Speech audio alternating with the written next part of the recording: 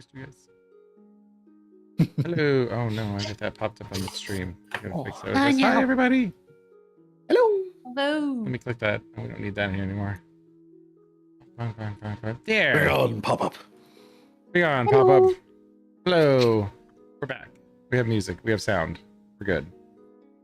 It has been a hot minute. My face is still all funky from Florida, but we had weeks of sorry Sam that your drive is hellish.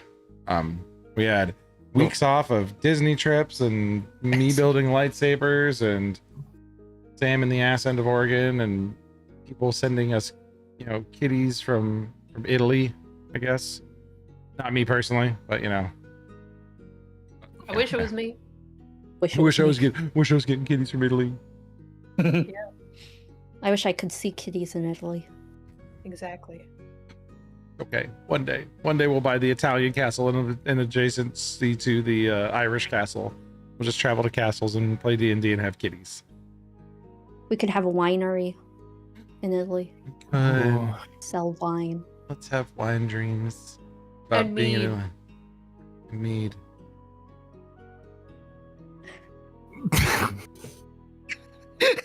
Dungeons and decanters. Or Jesus something. Christ, I don't Nate. know. Jesus Christ. Damn it, Nate. You're not wrong. What do I not get? What am I not? Sarah, you're not wrong. I like it. It's in the private I don't chat. understand. In the private chat. It's in the private chat. Yep, that's all I want to say on that matter. Just one of those thoughts that popped into my head, and I thought, I shouldn't share that. Nope, wait. Know your audience. Know your audience. Coming back strong. Oh my They god. said, quote, I yearn for Italian pussy. Got the rum. This is gonna get us through the day. As though I said that. And he is not incorrect. Sarah just leaning in fully, not even letting it the joke die. She's just like, no, let me tell the Nope. internet. Also, She's gonna commit to the Sam bit. deserves to know. Sam deserves to know that Sarah believes the yearning for Italian pussy. Italian kitties are very cute. Hell yes. Why do I imagine Sam going full Stone Cold Steve Austin with that hell yeah, brother. Just like crushing two beers. Yeah. Good lord. Oh, Headcanon is so fucked up today. We're in peak form Lord. today. We are. Well, it's been 3 weeks, and this is what This fucking is what happens when we have time off. Yeah, we get to. Do we ever not have time off between sessions? we were getting back On to occasion. we were getting back to being good, and then some fuckhole like took his kids on vacation for 10 days and Oh my ruined God. everything. You took a vacation. You're so What an bad. asshole. What an asshole. Crucify this man. Kill Says this man. Zach, who was there with him. Zach, who is documenting Listen, me being a fucking kid. Oh my god. Let me tell you guys something. I have seen a glee on Ben's face that I don't think I've seen in all the times he's tried to kill us even. Like, that man became a child when he realized he was flying a Millennium Falcon. It was so Oh, much yeah. fun. Did you guys do the Oh, Smuggler's yeah. Run thing? We did, And I yeah. flew it. Sounds And I fun. yelled punch at Chewie as I grabbed the hyperdrive stick.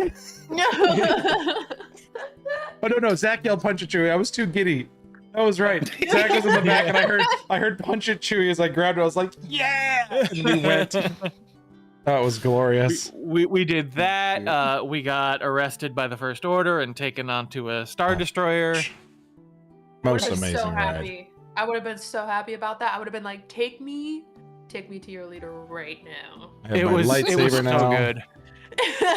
Like the effect that they do for that ride. On me. Like when I explained it to Ben, his face went, "Oh shit!" And then like he realized what was going on. It's very that- cool. Living vicariously through his first time experience made me feel like I was doing it for the first time again. It was wonderful. It was amazing. I I had don't think so I've much been fun. to a theme park, like if we don't want to include like Lagoon, because Lagoon in Utah is just roller coasters and that's it. Mhm. I don't think I've ever been to one, except for like when I was 5, and I don't remember that. That was Disneyland. It's the one in California. Yeah, I don't Disneyland remember. is California. I tell you, Epic Universe is phenomenal as well. Like if you're I a wanna Mario, go so if you're a bad. Mario I've never fan, been. going in through the tube and it does the blue blue blue as you go into it, and like it lights up around you, and you're walking through it, and then you're suddenly like, wow, there's like Tetrisy looking bricks at my feet, and then you're in Princess Peach's castle and walking out, and you walk out and it's all the Mario environments, and you're in this huge enclosed area. And there's coins spinning, there's little Koopas walking up and around on the walls and stuff. There's the flowers coming up out of pots and like opening their mouths and stuff, and it was really like transporting there. And Burke, like I'm wearing my Burke hat today. How to Train Your Dragon was phenomenal. I have amazing pictures. Like Emmy was messaging me and was saying like, hey, we're gonna hop out of this line because it's really super long to meet Astrid, or to meet Toothless, and like Astrid's supposedly hanging around, and I go, oh, you mean this Astrid? She's like, you son of a bitch. But it was great because I had just met her walking, and I walked up towards her, pulled the kids out of line, went into the gift shop and was like showing at me something. I was like, hey, do you want this? And she turns around and she's like, yeah, that looks really good. She turns around and she goes, hey, Astrid, and sprints at her. And Astrid's like, you don't have to run. Then she sees me and she goes, never mind, you do. Your husband said you were looking for me. And she's like, I know. The twins said that you would leave Hiccup for me. And she's like, well, if the twins said so, I guess you're leaving your husband too. And she's like, it's cool. Let's go. She was living her best life. She was geared. She had a Hufflepuff Toothless shirt on, a Toothless headband. I bought her a Toothless backpack, and she was decked out. Had the earrings, had the big sippy cup, and that was the same time I gave her all the Toothless stuff because we were going to that park the next day. At the same time as the girls had done the wand shop for Harry Potter, and Ollivander usually chooses one person in the group to go and get chosen, and everybody else watches. And it was just me and Emmy and our two oldest girls, and someone told them ahead of time that they were sisters, and so she brought up both of them, and then she did one of them tried a wand and it didn't work, the other one tried a wand and it didn't work, and she ad-libbed and was like, hey, you just actually sometimes gotta listen to your heart, but maybe it points you slightly in the wrong direction, you gotta switch it. And she switched the two wands, and then they did the lights, and the girls were like, so they got their wands. That's so cute. And then Emmy was really excited because she was gonna get Fleur Delacour's wand. We go inside and it was, Yes, that one's so pretty. we go inside and it was oops. Nate, you minimized your application, it cut the music. Oh shit. There you go, thank you. You know you're not allowed to do that. Can't do that. I didn't know it did that. Yes, you did. Last time that happened. Oh, I forgot. It's been 3 weeks. Okay. So she went to get Fleur's wand, and Luna was her backup. They discontinued Fleur's wand. Oh. And I had bought like a gift card that day because I knew we were spending a lot at Harry Potter between Ollivanders, and we bought everybody a house shirt, and we bought our partners house shirts too and stuff. So we were like, everybody was in house shirts, and we got this gift card that was like, hey, if you get this gift card, you get some free gifts when you're done. And I'm getting her all the Toothless stuff, and I go up to the front and I was like, hey, I also bought this gift card, here's my receipt, I get to choose something free. He goes, yeah, we've got some stuff here that you can choose from. Discontinued wands was one of them. I got one of the last two Fleur Delacour wands, so I walked out for her. I was like, here's your Toothless stuff, and here's the free swag I got. And she about started crying. So That's cute. I win That's Disney awesome. is all that I know. I made so many dreams come true, and I got to be a kid. No. So I missed you guys, but it was win. it was a Look at phenomenal anybody won week. Disney. Yeah. It was That's Yeah. cute. absolutely amazing, very, very refreshing. My face is still recovering from hotel soap and getting Maddie's skincare routine, and then I was like, I've got the last of my stuff, and I got there and I was like, well, I need to wash the grease off my face, and then my face was just like, hey, guess what, hotel soap is shitty, we're gonna break out. I'm like, I deserve this, fuck it, I'm just gonna live through this and we'll be okay. I deserve this. I'm extra deserve this. cherry cheeked today, but we're okay. But anyways, it has been a hot minute. Just so Last week, I think it was the third. yes, we've been quite busy, but just so everybody is aware, we may have some guests joining us at the future dates, but At this point, we're just gonna, unless somebody else pops up magically that we're like super interested in having on the show, if you are a guest that wants to come and pop in and play a session with us or something, let us know. But we're gonna stick with our little crew right here for the time being. Not looking to expand or shift things too much, but we're really enjoying this story and really happy to deliver what we've got. I'm excited, but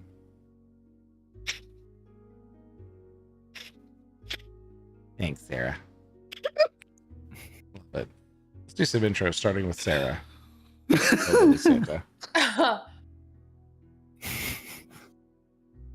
Take your drink and then intro yourself, Sarah. Oh, sorry, you cut out for me. Oh, sorry. Hi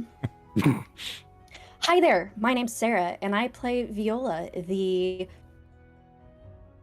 drow investigator. Who's gonna get destroyed in a freak moonshine and banjo accident soon. I gotta change the. Sarah got her head over. I gotta change the nameplate for you. I forgot about that. Too good. Perfect. I was gonna give you like I was like, I should give her some cool bonus chit for that, but just so you don't forget. Oh no, I did change it. Never mind. Everybody You did. Everybody does have a special token they can play to get the what did we call them? There was from another stream that we just stole. Oh, the monologue tokens. Monologue token. So if you ever want to get somebody's inside perspective on something, play a monologue token on something or on somebody, you can reveal what you want to, but it is your character's inner thoughts on a situation. So feel free to go nuts because it's totally not canon information that other characters know. It's canon because it's inside your head, but it's not anything anybody else knows. Maddie, we'll go to you next. I am Maddie. That's it. Hi. Head empty. No Nothing thoughts. else. Fuck you. Yep. Head empty. Hi, happy to be here. I'm very happy to be here. I play Erin, the half elf, half Strix, laughing shadow Megas. Twin sister Nate. to Cord. Hi, I'm Nate. I play Cypher, the human psychic. Or does Cypher the human psychic play you? It's a good question. How far does the mental prowess extend? Does it break the fourth wall? I don't know. We'll find out. Oh, Maybe. I don't know. that's terrifying. Please don't do that. That opens up whole new fucking story threads that I have to deal with. And Let's not do that. one of these days we could have a fourth wall breaking character, but I am not fucking ready for that shit yet. You let us Guys, know. it's I think crazy. you Our would have entire been world is so run by happy. 5 people. You don't want to kill Viola then, because my next character is someone who worships you, Ben. You specifically. The DM. Yeah. The warlock Yeah. with the DM patron. The one who's in Yeah. charge of Yeah. everything. The one who makes all the decisions. The one who writes fate. Oh, that gives me such a weird ick that I never thought I'd experience. I don't know how much I like that. I like it because it tickles my brain because I'm like, oh, Sarah would do that so well. She'd write such a good backstory. She'd have such a cool character. And then there's the part of me that's like, stop observing me like that. No, please. You would be so seen with someone like Sarah or She- Nate doing it. But if you she goes and chose proselytizes me the or great. Zach, we the would good just word be of a the one really above all. fun buddy to just ad lib and just be off the cuff with. You know, Oh, you don't there you gotta go. worry about being too seen or anything. You There know, it we'll is. just be Yeah, your if you- goofball. If you do Yeah. that character, it has to be passed weekly, so I get to experience someone else doing it each week. Oh my god! Wait, that's got to be like a sub thread of the whole storyline. Is that we all like have the equivalent of the brain worm, and it just takes turns talking to each of us. The God. Oh. Except it's just the DM, and it's just some Spin. entity that we would just swap every week. God, I'm glad that bottle of rum's right there. Zach, Gotta please yeah. introduce yourself before this crazy hole gets deeper. Hi, I'm Zach. I am a little mushroom boy who is also a druid, and no thoughts, head empty. Disney was fun. Not always a mushroom boy because he's got a real name now, I guess, because Greeble was not. He was a real boy. He was a real True. boy. He was a real We're gonna boy. try to fix him, probably. I think. Only at the most inconvenient time. Yeah. I mean, we all need a little fixing, you know. And I'm Ben. I play Corin and a lot of other voices, and gosh, Sarah's popping off in private chat, and I'm scared. Oh. Oh Lord. Oh no. Oh God. Sarah, that is an unhinged ass character. I don't know if I can fucking tackle word. Wasn't that the Will Ferrell movie where? What? Oh yeah. Stranger Than like Fiction. that, yeah. Yeah, But Stranger instead of being freaked out about it, the character worships the player because the player gives them life. Yeah. It's like a flip on the head version of that for sure. That's funny. Great movie. Oh, great movie. Yeah. That Really was well played, too. one of the first movies I like took home as a Blockbuster employee, where they're like, "Hey, as an employee, you get 5 free rentals." I was like, "Oh, cool! I've been meaning to see Stranger Than Fiction." Yoink. Well, 36 minutes into stream.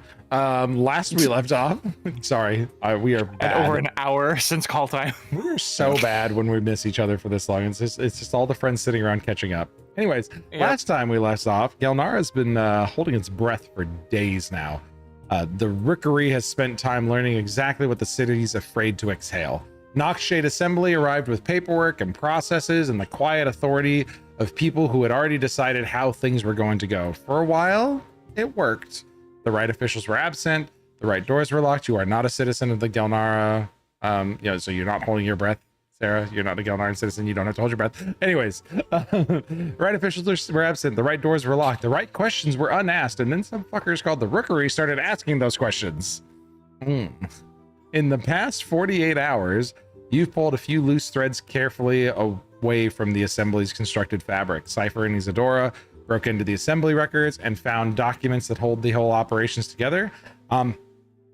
And did really well and found out that, it shouldn't hold it together. The legal amendment.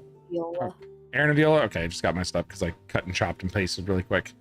Aaron and it wasn't even Cypher and Isadora. It was Aaron and Viola. Fucking Isadora? Isadora?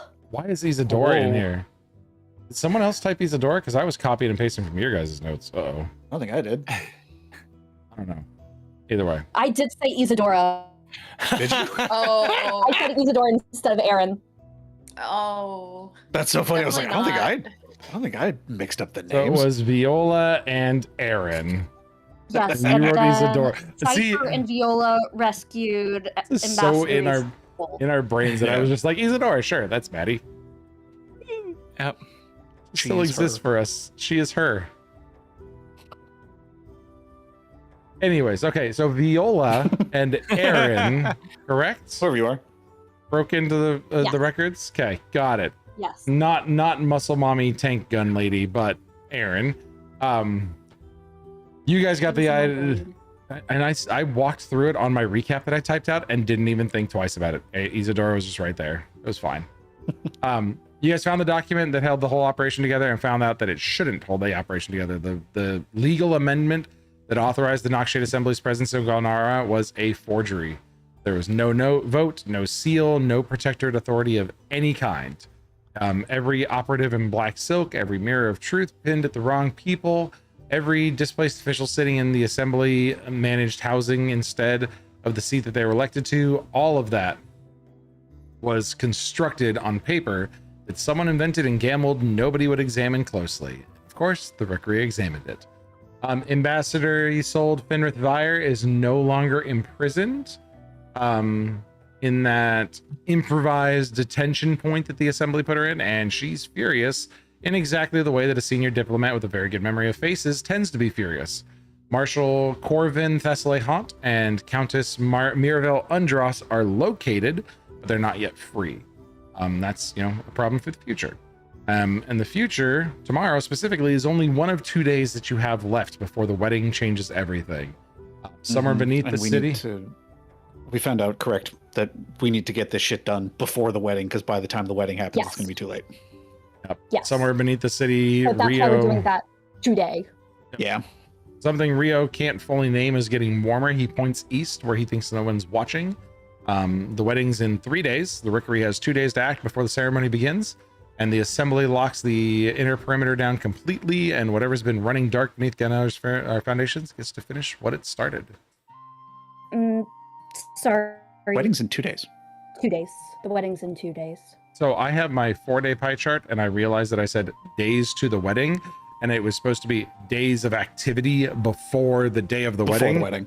So you guys Got have it. 2 more days of activity, and it should be 5 total days to the wedding. So you guys, the wedding is in 3 days. You have 2 more full days of activity before you have to show up and do shit at the wedding. Okay. Except we're not showing up and doing shit at the wedding because If we do everything correctly, it will not require us to do shit at the wedding. Yep. Right? But I mean, the Yes. prince still technically wants to get married, supposedly. well, yes, yeah. but we're not going to do anything then. We don't want Yeah, to ruin we're the just- wedding. We would just go to the wedding. Don't want to ruin a if we wedding. Want to. So technically, we've got 3 kind of decision branches to look down here for the day.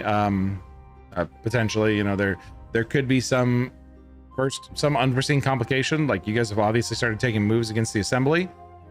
We always got to be aware that we could be throwing wrenches into things. I know Viola first, having taken action now, probably looking over your shoulder, especially knowing who's in town, that somebody may be looking at you for some reason.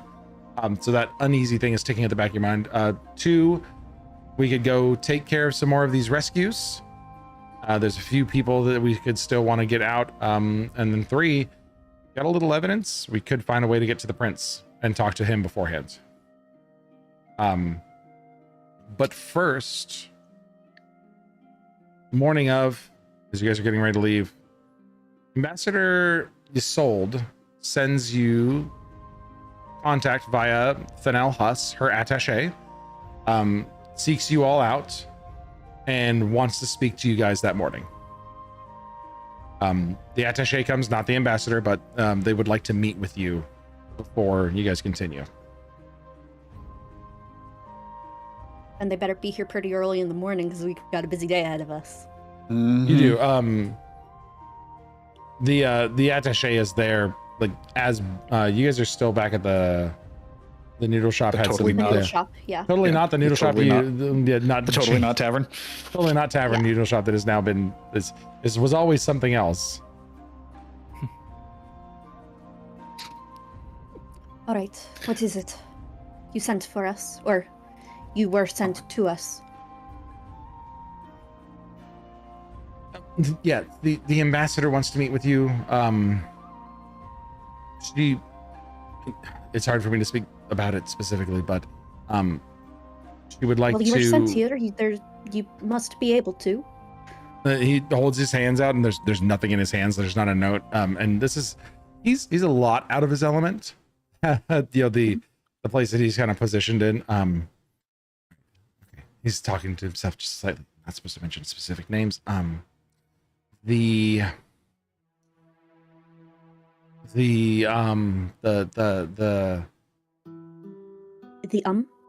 no. The idol that sits at the forefront of this region's not I'm worship, gonna telepathically reach into this guy's mind. Hi, you can just say prince? what you're trying to Oh, thank say. God. Okay, she wants to make moves against the prince and telepathically Okay. back because he's trying to figure out how to talk about the prince without saying the prince in public. And Okay. There's a lot She's of trying to panic. make moves against the prince. Against? No, not against. I'm sorry. I'm panicked. Okay, I was like, whoa. I was trying to say it, but not make it sound like we're talking about potential treason with the assembly. Okay. Telepathically back. She wants to move on the prince with the information, but wants to do it with enough documented weight behind it to make that forgery stick. She's considering sequencing and wants to meet with you so she can understand what else you have discovered, so she can help as an asset to you. Okay. Well, I know we were going to go and do some more stuff today. Like, We potentially already gathering have- more evidence. Can you? We have. Viola says out loud. Documentation from your idol already that your idol has given to us, that stated what happened. We plan on getting proof of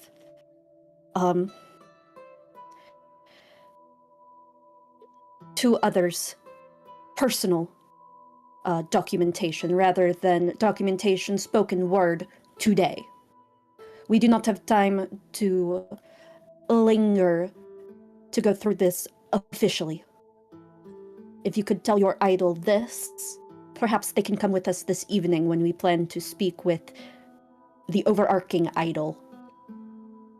She would like you to meet her this morning briefly. She has information she has compiled from her extended vacation that could be of assistance. In I writing? thought she already gave this to us. She has more. She's reflected and written down more and has things that she needs as well, so she can more effectively stand in her position as an asset to you. She'd like you to meet her at the Turning Leaf before you set out today. Do I get the sense Cypher that can this get the guy mirror. is... Yeah, I was going to say. Yeah, just a sec. I'll go grab the mirror, and when I come back, does this guy look nervous? Not because of what we're involved in, but like as though he's trying to like pass himself off as someone else. You get the mirror. He looks nervous just in general. Okay. You minimized your stream. You minimized your application. Oh shit! Sorry. I'm trying to get to my notes. I'm not trying to. I have 3 fucking monitors of full stuff up. We have this tangled web to unravel. God damn it! Oh, you know what I can do? I can put it on the other one so that it's not. She. Sorry, not she. He is very nervous just on the surface. Mm-hmm. Fennel's. I mean, this guy's so out of his element at this point. You knew that there'd be some intrigue. You get it from just that psychic connection talking to him. He's trying. The nervousness comes from the fact that he's trying to pretend that this is just kind of inconvenient to him. Mm-hmm. This is really hard for him to play this subterfuge game. And you glance the mirror at him. This is Fennel Huss. He's not a stand-in at all. He's just bad at being a spy. He is so fucking terrible at this. This is a diplomatic attaché that's expected to run around and organize meetings and like make sure that everyone has their tea and their scones, and he's so out of his element. We will meet her for brunch. Okay. She'll be waiting for you. Where? The house? I hope not. No, the Turning Leaf. The Turning Leaf. Okay. Corin, Okay. that's another tea house that's near the Gossamer Thread. All right, not too far then. Okay. If anything happens and we do not see her there, tell her to go to the Gossamer Thread and tell the people there that she is with the Rookery. Okay. In case she is spotted by the shadows. Okay. That sounds good. Yes? Alright. And Fennel? Don't quit your day job. I don't know how my job became this. It's really... No. Okay. Don't Yeah, quit you're your day right. job. Okay. Yeah. Okay. Just leaves. It's handled adequately. I mean, I don't know how you handle this, but you know, this Not like that. the difference between this spycraft and a nice conversation over tea is negligible to me. Seems much Everything's easier. said in code. It seems It's much just easier. that if you normal just take pictures. conversation. Yes, normal conversation, the code, it seems like everyone knows it, Mhm. but Mhm. you still There's have a to learn code. the code.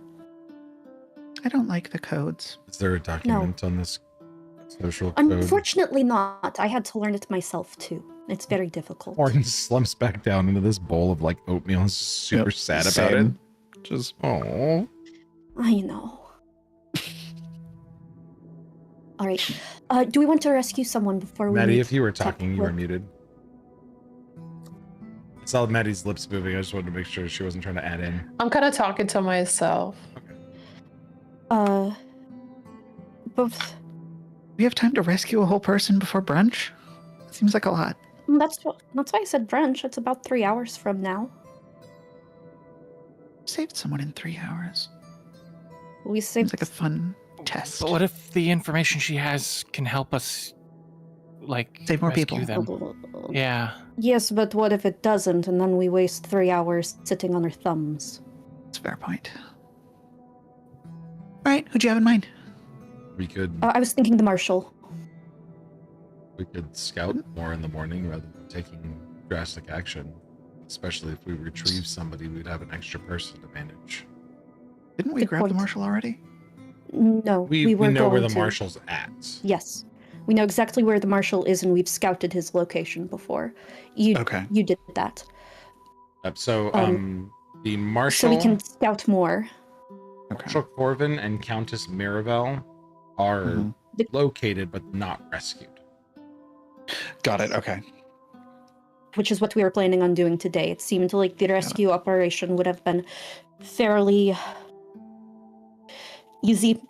However, that was yesterday, and we have already rescued Isolde.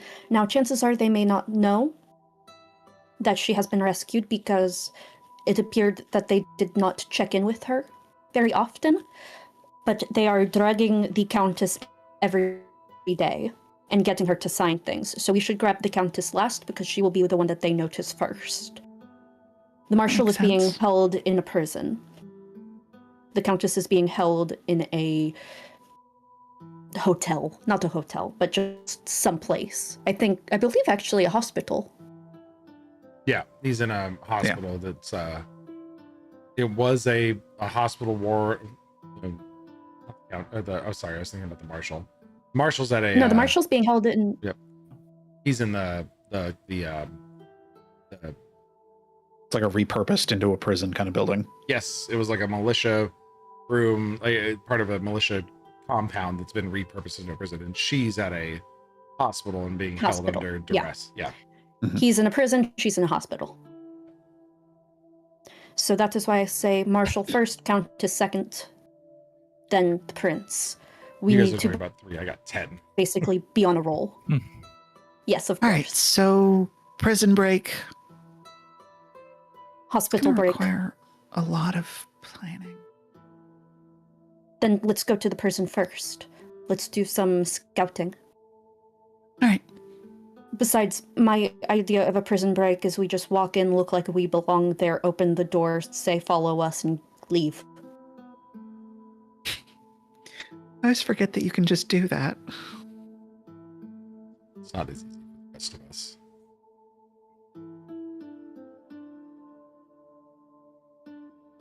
All right. We can say we have orders from superiors to move him to some place more heavily guarded because of the loss of Isolde. And since the wedding is very soon, don't want anything bad to happen. And then if someone leaves to go check, we can just boogie out.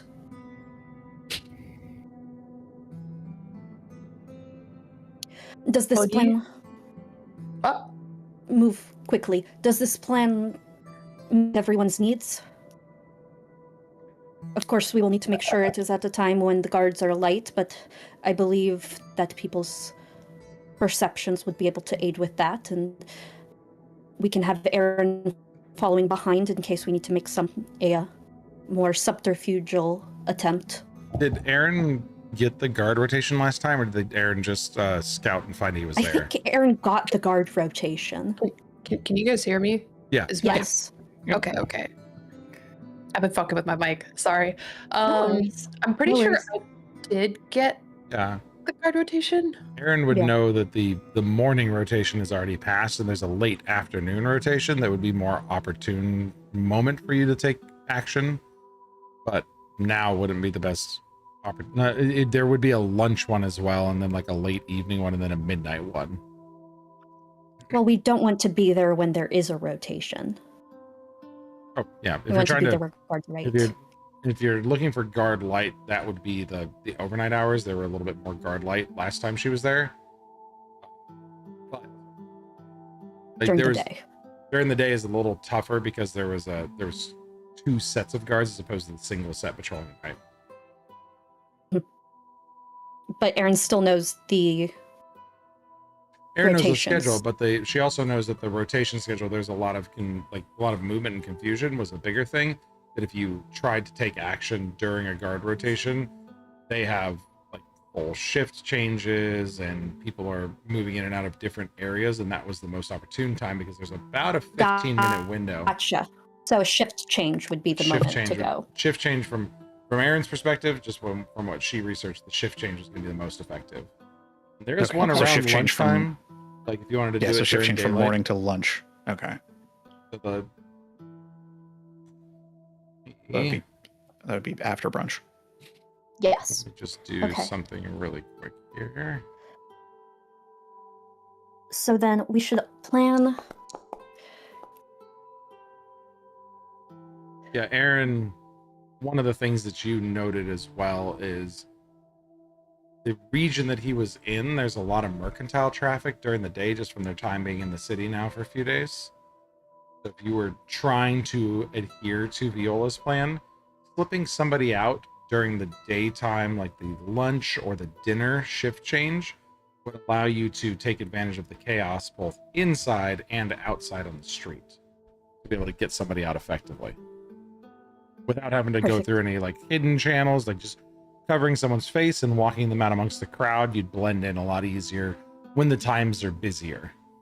Corin, you already sold your cowl, right? The face change cowl. It did not serve its purpose anymore. Okay.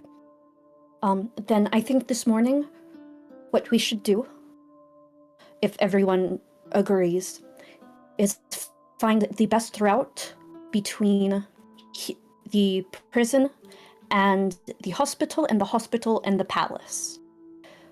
We should tell the palace. Perhaps not, but we need to find the fastest way to get there so that we have both the marshal and the countess with us when we go see the prince. Is this accurate to what we had planned last night? I think so, yeah. Okay. I can do some then- scouting and try and figure out the fastest route. From Yes. a tactical standpoint, and with all due respect to the considerations, would it not be more appropriate to hide these individuals in a place they'd be least likely to be intercepted or discovered? But we're taking them immediately to the prince. There will be no chance for them to get discovered because we will be with them Princes- the whole time. The prince is surrounded by shade agents.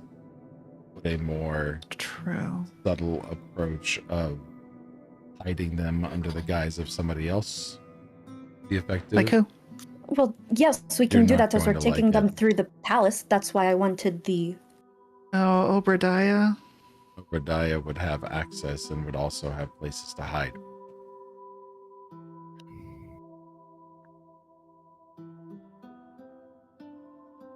I'm not sure I understand. If a wealthy merchant wanted to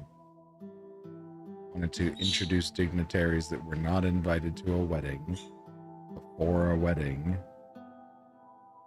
to a prince, could that not be arranged by someone who has a large financial influence on the city? Yes, but we have a direct way to introduce ourselves given by the current leader of... Through But- political channels and through a more easily discoverable channel. Whereas he could introduce his merchant friends to a prince. Right, but the amount of One's time much more that would... discreet. He's How long- offered. I'm just saying. How he long has is it going to offered. take for us to get from the front gate to the prince? So from the front gate to the prince, you're talking about climbing up. Remember, this is a kind of a mountainside that was shorn. Mhm. And there's a river that runs along it. So you would need to cut back up the entire thing. Obadiah's is about partway up that. So So it's halfway. what Corin's suggesting is getting Obadiah on board, stopping off, letting the merchant lead us in, and then backing that up with the additional evidence of, hey, we helped somebody out before in your kingdom. We had to use subterfuge here because Obadiah is getting us in, whereas the rest of the people around you are untrustworthy. That's double the assurance.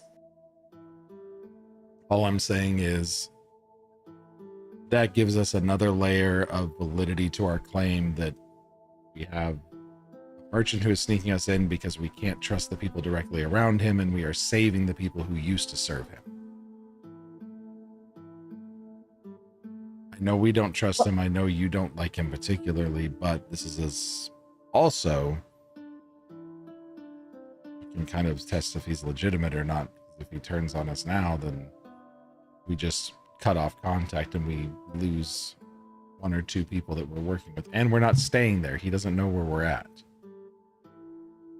So we're just going to leave the people there and hope that he can be trusted. We could take him, the two individuals that we save. We still have Right. Ambassador Isolde, and we can Right. meet with Obadiah, bringing them in, and Ambassador Isolde and us coming in, or we split up between the two, but we could all arrive there at the same time.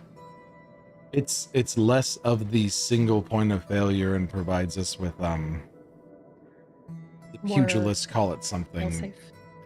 You, Aaron, the fighting, the brawling, the 1-2 thing, the 1-2 punch, as you called it. Yeah, that one. Cypher Greeble, you're good at reading people. What do you think? I think he's creepy isn't a- and he's gonna fuck us, to borrow the term. Okay. How much is it going to cost to deal with him? It's not going to cost What's he anything. going to take? He doesn't He's do my anything mentor. for free. Yeah, but I have already. Well, you said before it was transactional. Yeah, he did. yes, but you get special privileges when you're like the one apprentice, whatever you want to call that. I don't know the word. He has a But, vested like, you- interest in us succeeding. Yes, and Unless if we do not the succeed, knocked then shade of transactional pays him wise, he's more. losing out on an investment if we're fucked. again, bottom unless line, the if he's knocked shade invested- assembly pays him more. They what cannot we- pay him more. If what we think Guy's is got money. Yeah, pays him more than you're worth, Aaron. well, Oh, I know not how just much what I- We're Aaron's not- worth. She's one of many. Exactly. That doesn't Trade- lend Well, any think- credence. think about what we're doing. We're stopping the destruction of this realm. If trade stops and his coin stops flowing, what's worse? Paying a little bit Besides extra out of his transaction. pocket now to make sure that trade keeps flowing, or allow the realm to falter and potentially fall into chaos, which means he has to. So you think he's completely going move to his help us out operation. of think- the fact that he wants the world to be saved? I think out No, of a not to be logical safe. He business wants trade to transaction. keep going. If you were to think about this logically from a business standpoint, trade continues Not to everyone flow. is as logical as you, No, but Corin. Not he everyone is. thinks that way. But he is. He You just is. met him. How do you know? And you didn't know him. about him before. He didn't, but look at what he does. He sells and exchanges powerful, cursed, and potentially dangerous magical artifacts. That is a large money game. And you think you could not do this on any other plane? I think he'd have to relocate, which would be a large investment. That's when he's my already so consideration. invested in here. I think it kind of boils down to the devil you know versus the devil you don't. Again, I'm not saying that I trust him, but from a transactional standpoint, he's talking about a small investment for a large payoff. He gets in And we know better how to with the play to prince, his ego with that. and he gets in better with the prince, which means better things for him in the future. This is if I was to apply Do logic you think it'll to be more business, it'd be- advantageous for him to help us than to not? Yes. I think it would pay him off in the long run, which is And I think I if we was in his spin it to position, him I'd do like it. that, he'll owe us a favor. No, he won't. He may I don't fuck care us on about a small favors. favor, but in the end, we would have a very powerful person in our corner who would be poised to gain greatly from this. And I mean, I feel like nobody hears what I am saying. He is already in my corner. Yeah. You said that you have a transactional relationship with him, Yes. and that you are one of many people he has a transactional I relationship didn't with. say he's in my corner because we are all buddy and feel You good. did Oh, say we that- love each other. It's not because of that, but he is invested, bottom line. Look, do you two trust him? Yes. I trust He him probably from a doesn't. business standpoint. As a person, I wouldn't let him babysit my displacer kitten, but And we're going to let him babysit nobles? because be financially it makes babysitting. sense. I don't want to leave the nobles alone with him. I don't Here's think what's the Noxious Assembly could Going to pay happen. him. If we Sorry, I didn't mean to interrupt you. It If- feels like you're lagging just a little bit. I'm sorry, Sarah. It's okay. If we use him,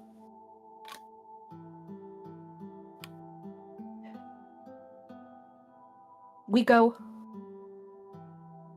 from prison to hospital, hospital to Obadiah, and then with Obadiah, Rookery plus officials all together go. We have Obadiah as our cover. He's never left alone with the nobles. No, I don't think I'd suggest Why would he that have at all. to? I would not leave him alone with it, but yes, as cover, that's what I Good. agree. Okay, then we are on the same Okay. page now. I was not on that page before. I apologize. I thought we were stashing them with him. No, at For, like, most, I think we babysitting. would need He's to cover. we would have to have somebody or a timing to meet up with Sold so she can join us. Okay.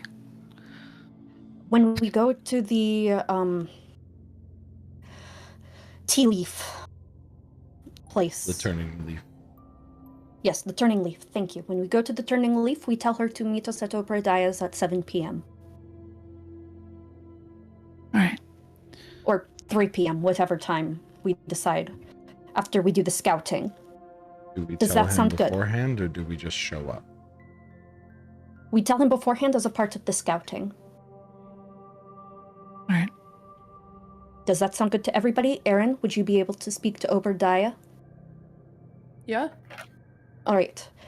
Aaron and someone goes with Aaron, who has high charisma, to convince Obadiah to help us, and that it's in his best nature to help us. I really Wonder don't Twin think powers he's gonna activate. I don't think he's going to need much convincing. I think he will hear me say that we are planning to do this, and he will think, okay, well, either I help them and they much more likely fuck up, or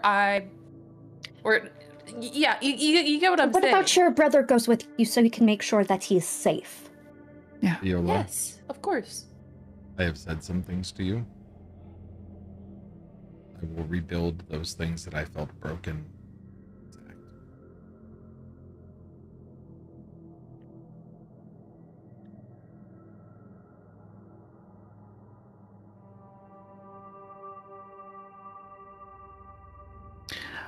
I still don't trust him, and I still might not after this, but I trust you two.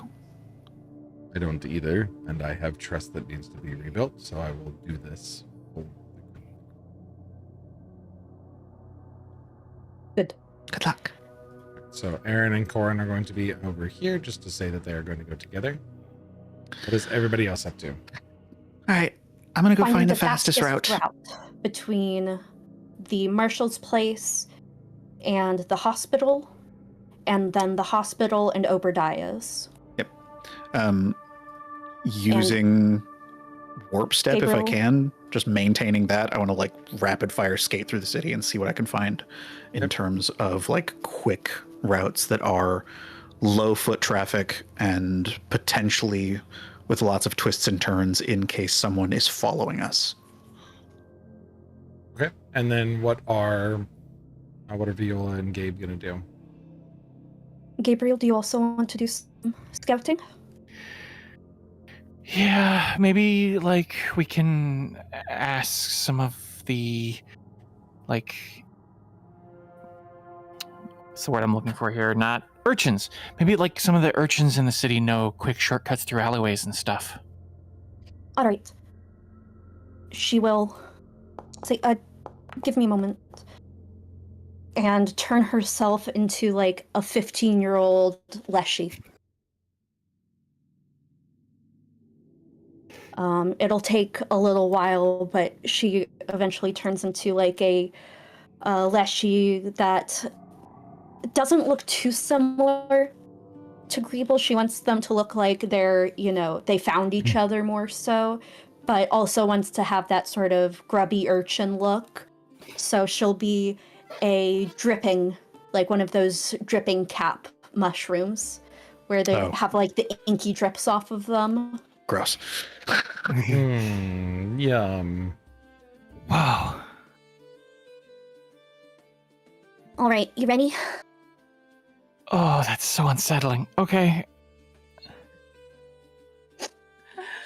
Why did I hear inky, like dark, like drippy mushroom and think sultry?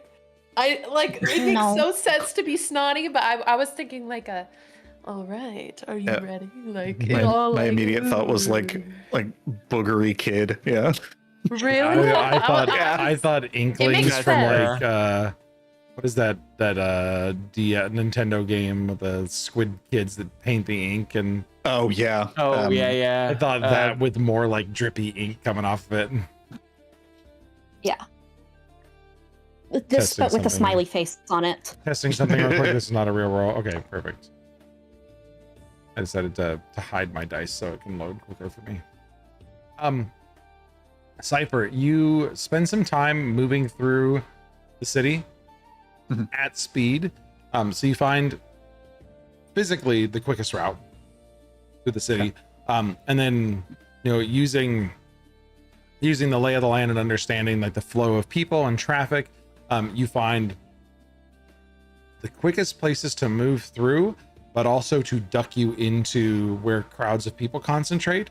That also leverages twists and turns, so you can easily branch off of those people, duck into another twist, throw a trail. You find into a crowd. You find like 8 or 9 switchbacks that are going to be moving between like crowds and large concentrations of where people congregate, and also offering places for you to dip into alleys in different sections pretty quickly. Okay, cool. And then burning warp step, that obviously helps you a whole lot. Right, that's just for like the speed. Actual. Right. Because like we would obviously be just like normal running, but like that's just so that I can actually scout it out quickly. And Gabe and Viola, you said you were going to try to speak to individuals and like especially like the urchins and stuff like that. Okay. Yeah. So let's see here. Between the two of you really quick.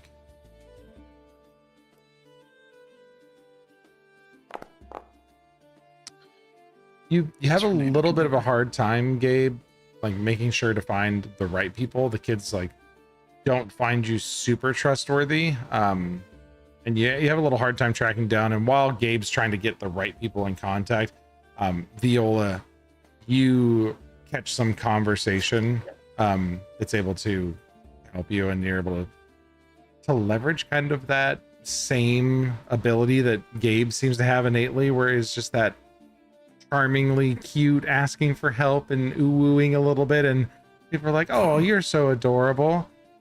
So I'm gonna say, Viola, you can get some information that you're like, at least a piece of information you're looking for, but Gabe, you're having a hard time like nailing down exactly who to talk to. It's a little tougher to figure it out through the city. I'm a little nervous around people. This is my first time in such a big city. Do you know any areas where I won't have to deal with like a lot of people in the afternoons? It seems like there's just a lot of really tall people around these parts. Yeah. Kid, just listen. If people are bugging you, stay out of the main streets. Go to the Undercroft. Get in the like outside the forge gates where it's coming into from the wards, like the wards bringing people into the city. hanging out by the gates. There's not a lot of foot traffic there right now. People are busy with the wedding, so they're all up here. And that's why. It's usually not this busy, but it's crazy with the wedding. So It is. There's a bit too many people. Oh boy. Nothing like the woods back home. Well, thank you for your help. Gabe, roll a d20. Ooh. Where are you? There you are.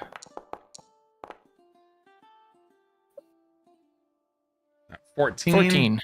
So not only like do the urchins duck you a little bit, but they kind of like get a little rowdy with you and they start teasing you for being around them, and like coming after them. They're like, "Why are you so obsessed with us? God, leave us alone." And it's a little bit of bullying, and you feel kind of like out of place around it. Afterwards, you realize that you're about a silver and 5 copper lighter. Afterwards, Fuckers. If Soren were here. Yeah, sorry. Does Viola see this happen?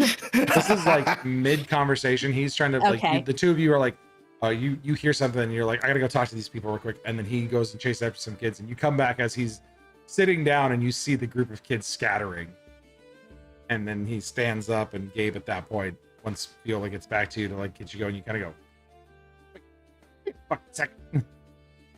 Oh, bastards took my coins. Thankfully the purse is hate still it. attached, To and hear you curse. those the extra coin purse is still attached, the one that's got the majority of your currency. So like the 30 platinum and 13 gold are safe, but you missed a little bit of silver and copper. Yeah. Do you want me to go teach them a lesson? Oh, God, Viola, no. Just we gotta get you back to normal. Let's just go meet Come on, I'm back not up that with bad everybody. as a teenager, am I? It's just unsettling. She says in her voice, just coming out of the door. From the mushroom. I'm sorry, but the snort with the snot was the best little fucking Yeah. bit. It's good. Gosh, guys. Come on, I already have a backstory and everything for her. So My we've name's got Drip. we've got one spot that's we've got one spot that's a good place to like kind of lay low and duck out of the crowds for a bit.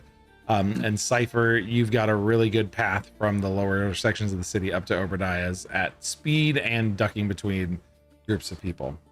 So, Okay. Aaron, on your way to Obadiah's, I gotta role play with myself. Why do I put myself in this situation? Okay. Did you just fucking throw the L at me? No. Sarah's in a bully mood today. She's She's bullying on people. she's on one. She's just getting everybody.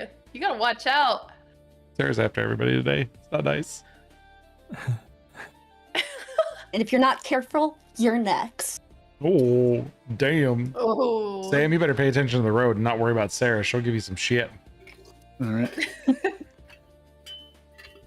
You make your way into Obadiah's shop, and as usual, you know, there's a few people perusing around. Most of the people who make their way into Obadiah's shop are excited to be in there, to look around. It's a very extravagant shop, but it's fairly high end. And you ain't got no arms, Lieutenant Dan. I know, I'm so white that it like goes out. I just looked over, and you ain't got no arms. I'm so white that it goes away. Oh no! It blends in with my white wall. Oh no! Well, Join us in green screen team. it's I do. I need Just like I have a wall right behind me. throw I should just up the put a green bar and screen then on it. the trees. I don't care anymore. Yeah. Yeah, it's people come in to like look around and see what they can't afford. It's a shop of wonders for most people. There's the occasional patron. Window shopping. Yeah, occasional patron who comes in and is got some coin and is here for something specific. Not the case today. So Obadiah is, you know, perched up behind his desk doing work. He's got one of his one of his Yurig attendants down there that's just doing some additional work for him. He's got a couple of day laborers, but today it's a Yurig that just kind of hangs out and runs the shop for him so he can get the paperwork done, just making sure really no one steals anything. You see that he's dressed nicely, as you originally saw a couple of them when you came in, that they look nice. Look like they're here to help people, but you can easily spot the weapons poorly hidden underneath the overcoats. They're there to make sure nobody tries to lift anything. Obadiah doesn't look up when you come in. He doesn't sense you walking into the shop, and you get a chance to look around a little bit with Corin. People move out of your way as you make your way through the shop. The guy at the front nods, doesn't know you, but recognizes kind of the scent on you of someone who means to be there for a purpose besides window shopping. Again, Obadiah's up at his desk. That's kind of in that main shopping area. There is a second level above, and you can see his desk from there. But his back is turned to you, and there's a few other things up there and a couple seating areas. But from the bottom here, you can see up to his desk, and he's kind of hunched at a 45-degree angle away from you, just like scribbling away on his desk, working. She is going to just turn to Corin and just kind of like nod, and then progress. As in make eye contact, nod, and then point her eyes up at the loft where he is, and then basically just like, come on, and we'll go to the stairs up to the loft. He's a little distracted by this kind of astronomical solar system looking thing. It's like a kid's mobile that goes into bed, but he's just kind of like playing with it a bit. And, let's go. Yeah. She's like, later. Okay. Later. I love how she just knows to reassure him that there will be a chance. Mm-hmm. I'm gonna play with the shiny. You can play with it later. You can play with it later. Right now. You will. Not right now. Soon. Yeah, you head up to the top. Obadiah is still working. He hears the footsteps and... Did you check in below before you came upstairs? Didn't know I needed to check in. Oh, Aaron, good to see you. You don't have your friends with you today? No, just my brother. Oh, Master Corin, good to see you as usual. What can I do for the two of you? Is the loft where your study is private enough? He reaches over and like presses a small device. It is now. Well, I'm not the most eloquent of people. So perhaps he can You Betty. fill in where I failed to explain. We're going to do something very dangerous. Make Ben roleplay with himself. We're going to do something very dangerous. It is dangerous, yes. Okay, well, what's the extent of the danger? We are going to retrieve some individuals that need access to the prince in a capacity that is through someone of your means. Merchant friends, dignitaries that did not get invited to the wedding. Okay, and why do you need these people to see the prince? Corin looks at you and it's kind of like, do we tell him? Yeah, so, Viola's gonna kick me for this. You know about the Nogshade that are Yes. got their fingers in this place? Yes, I've heard so rumors. they've abducted quite a few individuals in a way that has us thinking that something big is going to happen at the wedding. And we have found a way to unabduct those individuals and bring them directly to the prince and say, hey, your little Nockshade friends are super creepy and suspicious and are gonna do something probably very harmful to you and a lot of others. And we will have those people that were unabducted to say so. But we need to get to the prince without a suspicion or a lot of questioning. I would say that they're not the prince's Nockshade friends, but that people have been subtly moving around him in ways that he has not seen. And we seek to bring that to his attention. I see.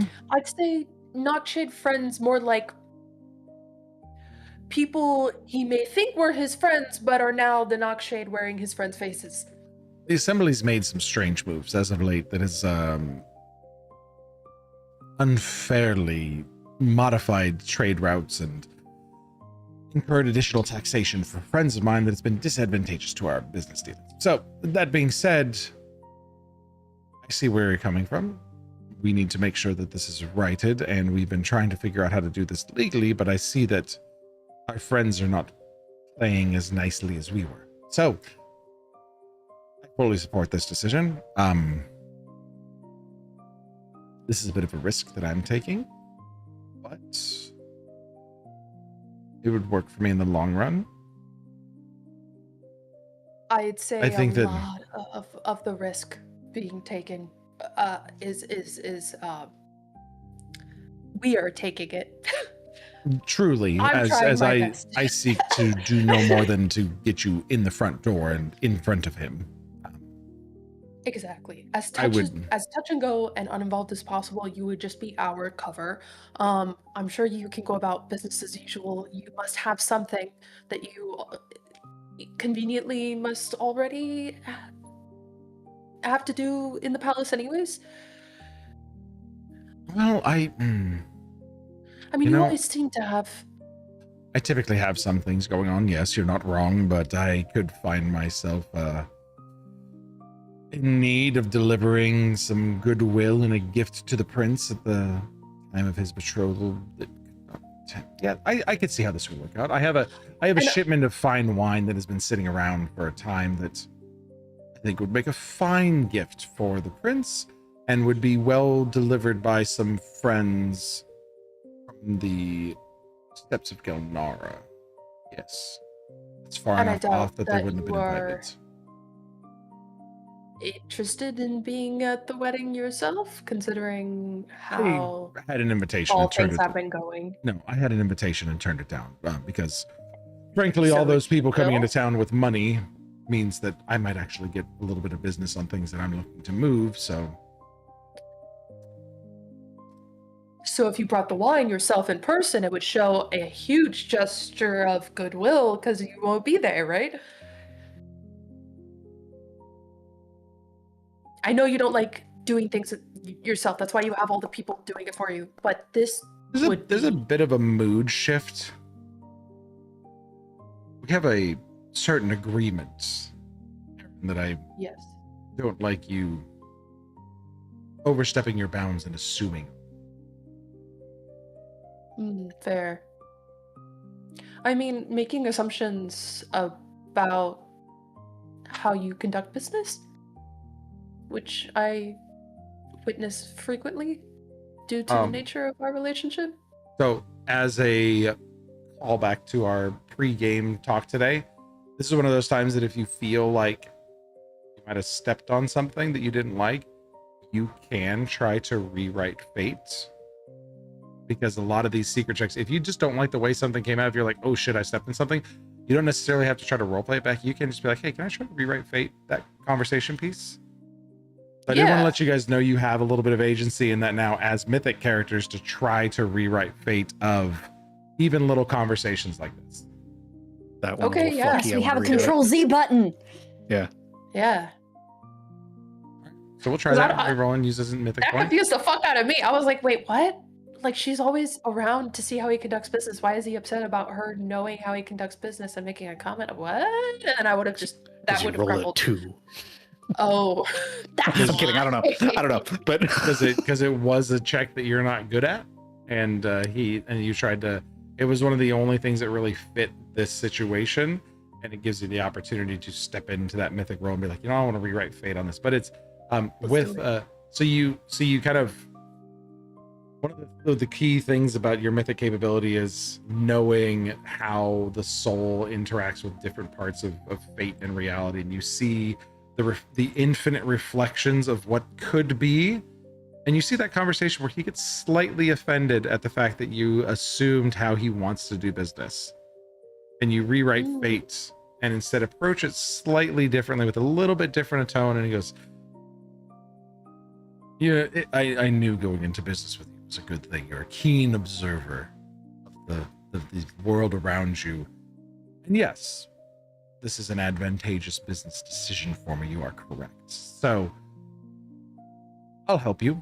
I think this is mutually beneficial. I'm taking very little risk. I get to get some face time with the prince. I get to introduce some friends who turn out to be saviors to a conspiracy happening around them, and then in the end, I am in the good graces of the prince as the dust settles. So, yes. When would you like to meet to present these people to the prince? He looks at Corin and is like, well, I think the details are kind of being handled, the exact logistics. No, we will meet with you at about 5 this evening. Prepare our people, and then we would ask that you have disguises ready for them. They are notable public figures. Have some sort of disguise available for them so that they can be ushered into the palace under the guise of your prince. That's not a problem at all. I'll have the appropriate disguises, some paperwork drafted, as it were, that establishes their identities falsely enough to get us through the front gates. The guise of a wedding gift. Things have been being delivered to the palace for the last few days and will be continuing up to the wedding. This is appropriate for this time, so I think we'll be able to pull off this little subterfuge quite easily. I appreciate you bringing this to me. This is good for business, and again, cements the fact that I knew you were exactly who I was looking for in this kind of this special type of work that you do. So thank you very much, Aaron. And Mr. Corn, pleasure as always. I look forward to seeing you all at 5 o'clock today. Thank you, Obadiah. We appreciate it. Yes, thank you. Corn's still slightly uneasy, hurriedly moves down the stairs once the final agreement has been made. Again, fuck you, Maddie, for making me roleplay with myself. But I just could, every time I felt Aaron getting a little too wordy, I was like, pull it back, pull it back. This is her max capacity. She can't do more than this. No, it was good. It was good, and you rewrote fate at the right time. But with that, we have the route planned. We know a good place to lay low, and we have the end point where we'll meet with Obadiah and bring these people, once we bust them out today, to the prince. We're a couple hours about at our midway point, so we're gonna go ahead and take a quick break. Let everybody give a rest break, and we'll be back. We'll see you guys shortly. Burb. And we're sorry for the music on the other scenes being funky. There's something going on with my OBS. But just chill in silence, I guess, till we get back. We miss you. I think it meant me. I was like, what? No, it's a me thing. So, all right, we'll catch you guys in about 10 minutes.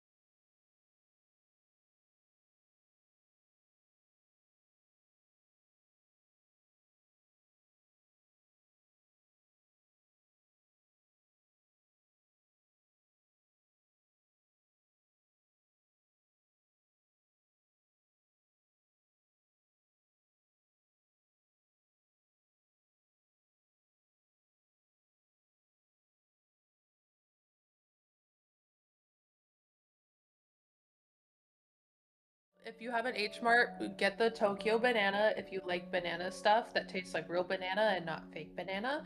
It is a like chiffon like light cake. And they come frozen, so you know you take one out and you let it thaw for like 5 minutes because it has a banana like custard cream in the inside that tastes like real banana and not that fake shit. And I am obsessed. And Did you it get all looks that, like chat? a tiny little banana. Are we live? Did he go live in the Yes. middle of Maddie explaining about bananas? Nice. Yeah. Yes. No, I clicked it, and then Maddie was like, "Bitch, I need to talk about Tokyo bananas." You Let's gotta talk know about about bananas the Okay. right now. But- Sponsor us, Tokyo Banana. But Oh my God, tangentially, it did. Sponsor. tangentially Tokyo Please. related. Have you guys seen Forza Horizon 6 lets you race against Gundams in Tokyo? Get the fuck out. What? I can't. Dude, I can't do serious? the car game. You Can't do car can't games just either, but that's throw that hilarious. out.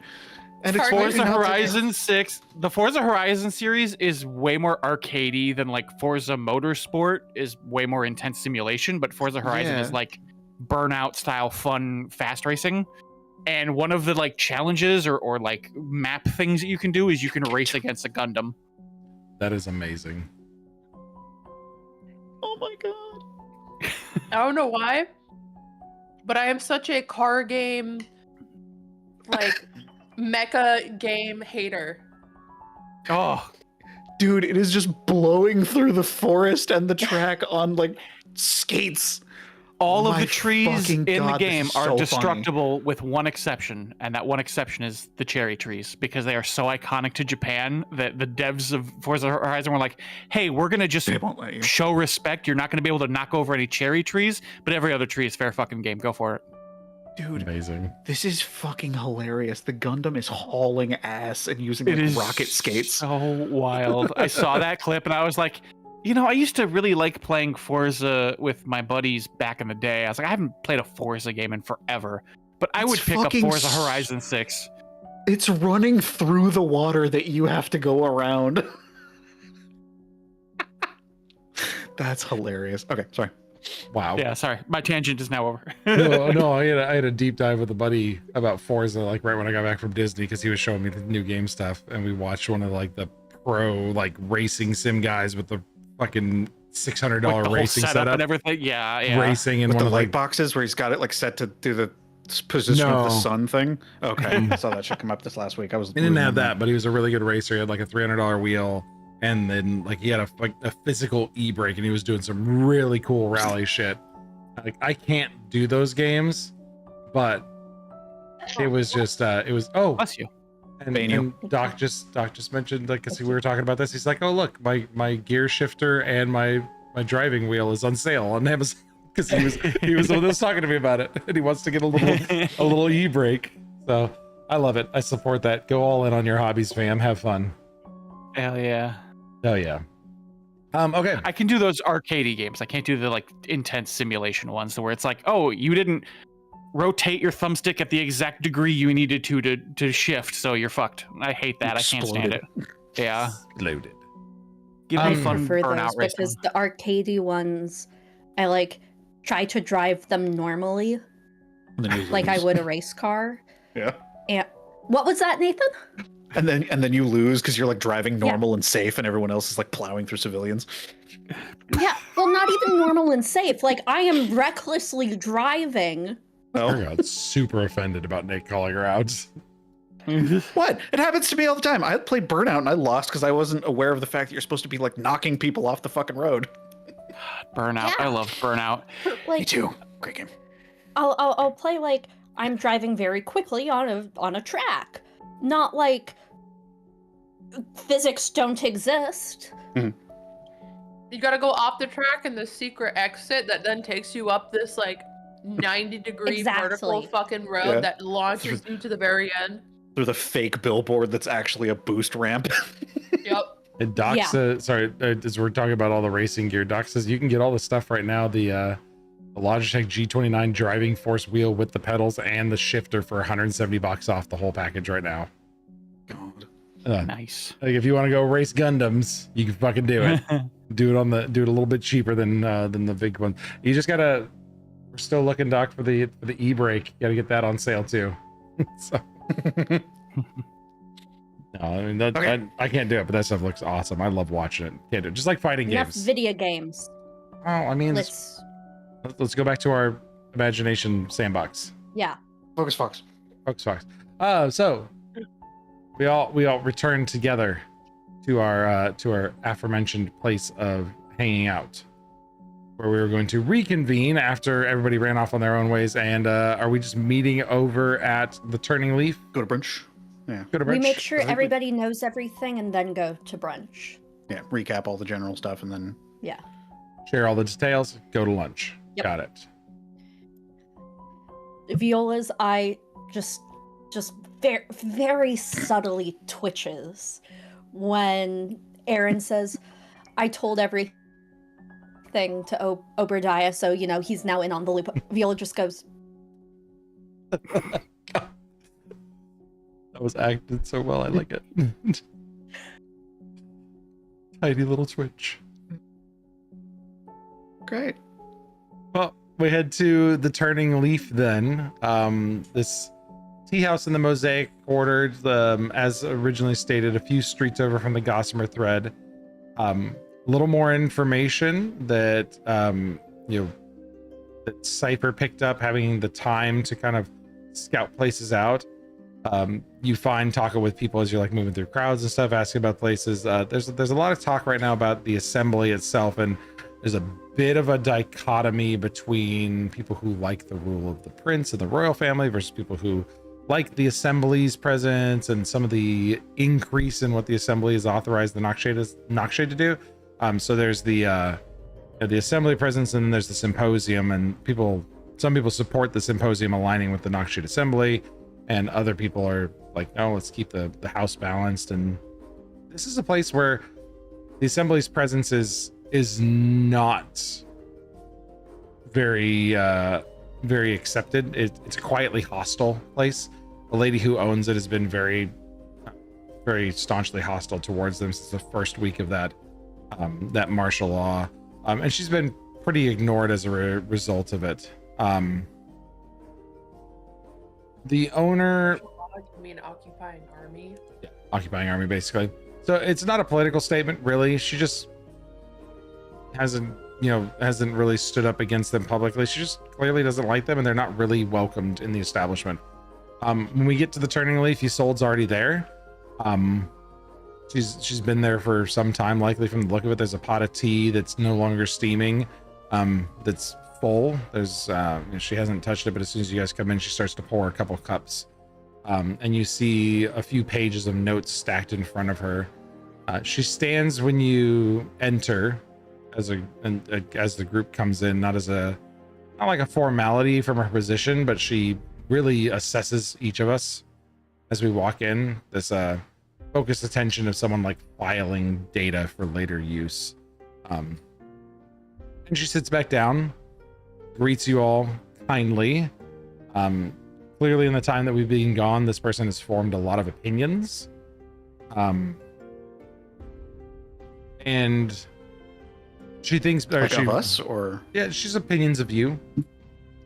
She's had some that she's formed, but kind of once the tea's poured and the formalities are over of introduction, she just jumps right into it. Doesn't jump right into it when I for my own swallow part. things that are right.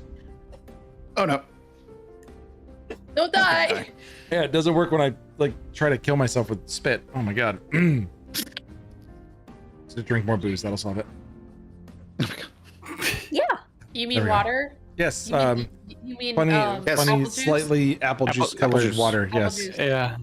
It's watered down because Oh the my ice gosh, is drinking. cider. this. my cider is not colored properly, so let me add this strange concoction back into it and just increase the color a little bit. There we go. Oh, sorry. what's the color? So, the amendment. She says, in a way that someone says the name of a thing they've been trying to identify for some time. I knew something was wrong with their authority from the first day. The jurisdictional framing was too clean, too pre-prepared. You don't write a mandate that precisely before you needed it. I started asking some questions. That was apparently the correct thing to do and the incorrect thing to do simultaneously. It's a brief beat. Fennel received a letter this morning in my handwriting. I didn't write it. I know what it says In your because handwriting this time. I know what it says because he brought it to me, which is either a testament to his instincts or to the fact that whoever wrote it didn't quite know me well enough. There was a phrase, it doesn't matter, but what it is that they know now that I'm free and they begun managing the consequences of that. Which means we're no longer working on the timeline we'd prefer to be working on. She picks up her tea and puts it back down, kind of like mimes the drinking, but doesn't drink it. It gets close to it, but doesn't actually take a sip. I have two things that I need, that you need, and one thing that I need from you.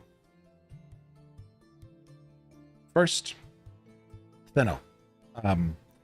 He has credentials, appointments, and 3 years of established relationships within the Protectorate administrative staff that predates everything the Assembly has built here. He can get you into rooms you cannot afford to get into yourself through channels that the Assembly does not control, and without your names appearing on any request that crosses an Assembly desks.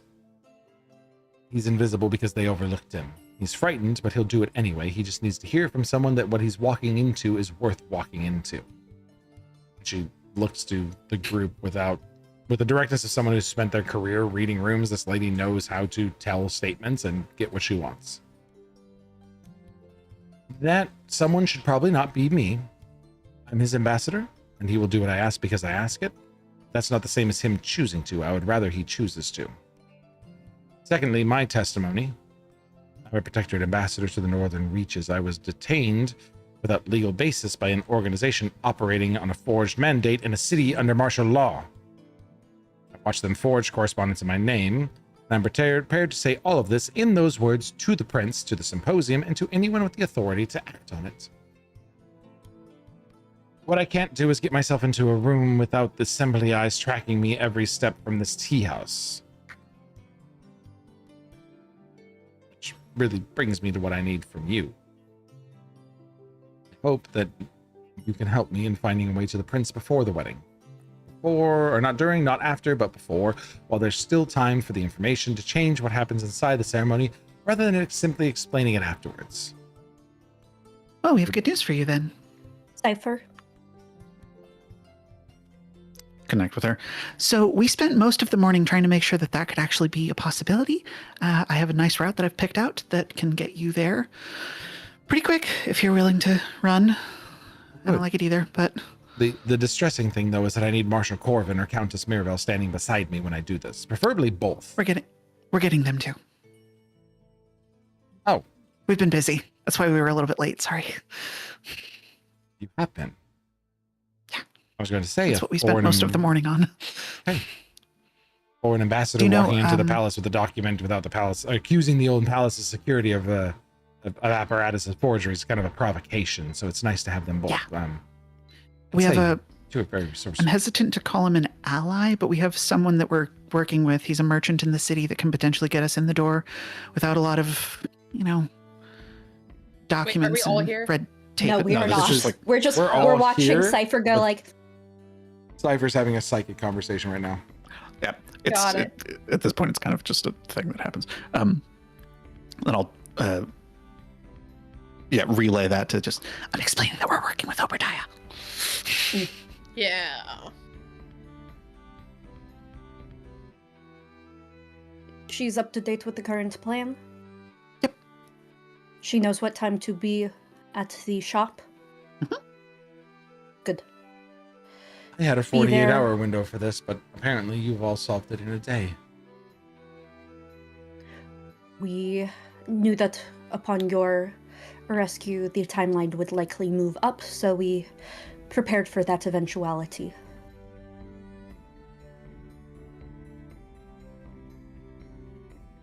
You see Aaron just like with like a little tiny like notebook that seems to just have like a singular word scribbled on it. It's a vocab list. She just puts that word. Wait, what? What word did you just say? Eventuality? She writes down the word eventuality and puts it away. That sounds smart. I like that word. That is good. I will take that word, thank you. Yep.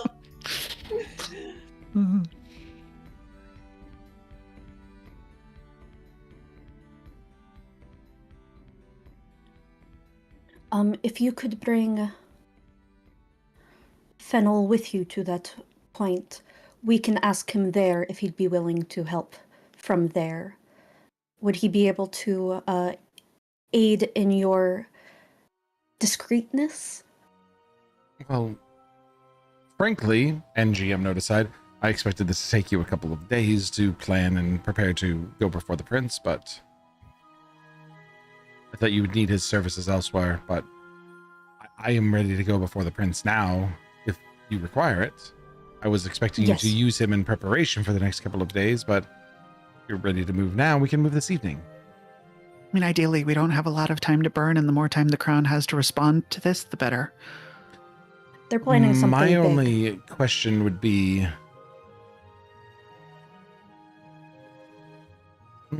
does the wedding Bad enough continue? for ruining his wedding already.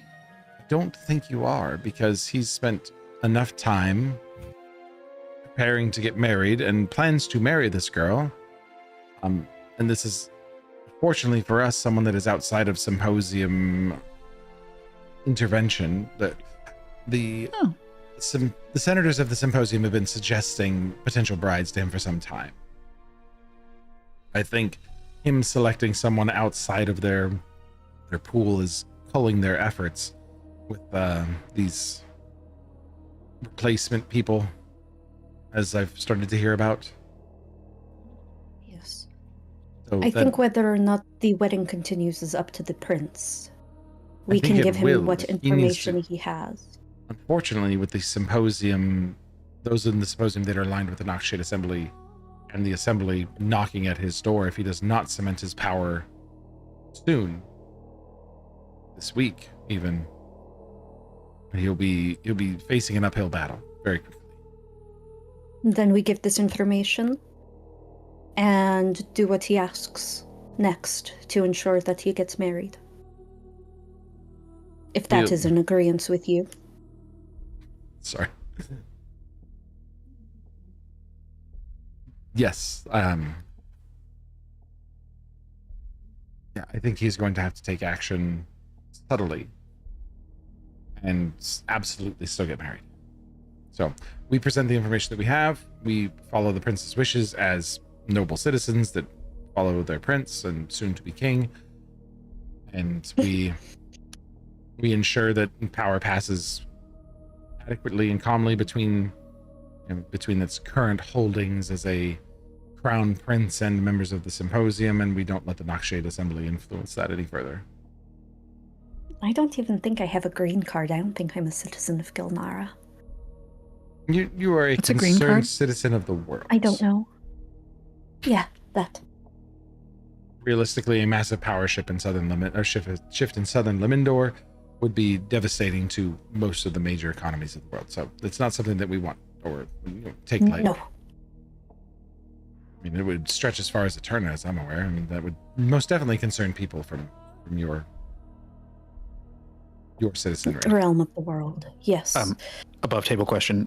Did Corin tell us, the rest of us, because I know Sister was there, but did he tell us the rest about like the weird like stars overlapping thing? His vision from the last session? I can't remember who was there for that, but he Maddie. shared. Yeah, it was just Aaron. Yeah, he would have shared it. Okay. He's not too quiet with his visions. Viola would say that that's a tomorrow problem. Yeah. We will definitely go into that tomorrow, but we have other shit to deal with today. All right. Marshal Okay. and Countess. Was that everything, Madam Ambassador? Should I go to Obadiah's now? Because I feel like you'll be quite some time. It's probably, 11 o'clock and you're expecting her 6 hours later. I know I'll be followed immediately upon leaving this place. Well, the plan was for us to take you with us. So, Not now. Right, not now. So, like, I don't know, I guess maybe hang out here for a little while if they're I'll be they're following you? I'll be watched for a time, and I feel like they may want to recapture me. Do you feel like I'd be safer with What? Obadiah You'd for the time being? probably be safer Fair with point. Obadiah. Okay. Would you follow me to the restroom? Yeah, It's usually safe to go in pairs. I don't see why not. You can't hold it. Oops. Mental link. I think she has something she wants to show you, and it's gonna kind of freak you out a little bit. So just breathe. Yeah. Okay. I'd be happy to accompany you to the restroom. Stands up. Thank you. And once in the restroom, close, check stalls, and lock the door, like put her cane there, and then say, okay, could you just stand right there in the light? And then she is going to This is awkward. start shaping her face That's to look like the ambassador. Glance in the Oh. mirror, glance at her. You're You not have one of very lovely eyebrows. you're not one of those things that is replacing people, are you? Could I step into it? No. We have She has we her have hand on been something at around her for hip much subtly longer. that is not doing really, really well at doing She's it. got a gun. No, changelings have been around for much longer. Oh. I ran into a couple of you before. They weren't No, quite as she- nice in Katya. As far as I understood, they overthrew the noble class there. Oh, yes, we tend to do that when we can. But I'm not one. Well, I'd prefer not to do things like that. And she'll change her outfit to look like hers. She like takes off her outer like kind of jacket. I could turn this inside out, and she flips it, and the stitching's on the wrong side, but it's not noticeable. It's a fine make, so it's double stitched. And if someone was looking at it closely, they may notice that it was just turned inside out, but for the most part it would pass as just a different color. And you could, around the head, I find that that's She like fairly. lets her hair down, takes a scarf out of her pocket, and like puts it up in kind of a bonnet and ties it close. Anything for my still quite noticeable in the face. She'll reach into her disguise kit and like just paint on several freckles.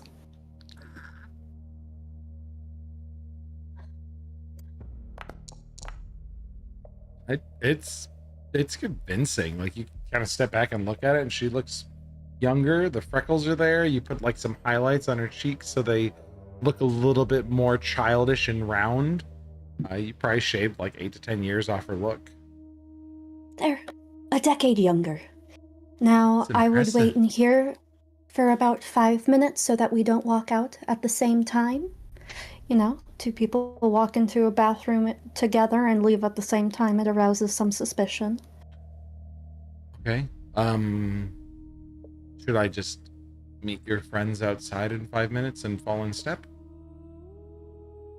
I can do that. And then I believe you either follow them or eventually head off to Obadiah. Okay. If you wanted to be there sooner rather than later. I would prefer not to break off on my own if you would break off, and I will follow the group to Obadiah. Sounds good. Okay. And she'll just kind of go over to the mirror and looks like she pulls out a little compact and pretends to be freshening up while you. Viola heads out, sits back down except where Lady Isolde was sitting, and sits there and goes, hopefully she will be less recognizable now.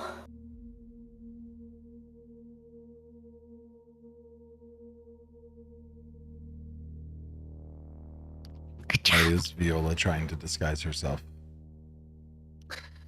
Corin.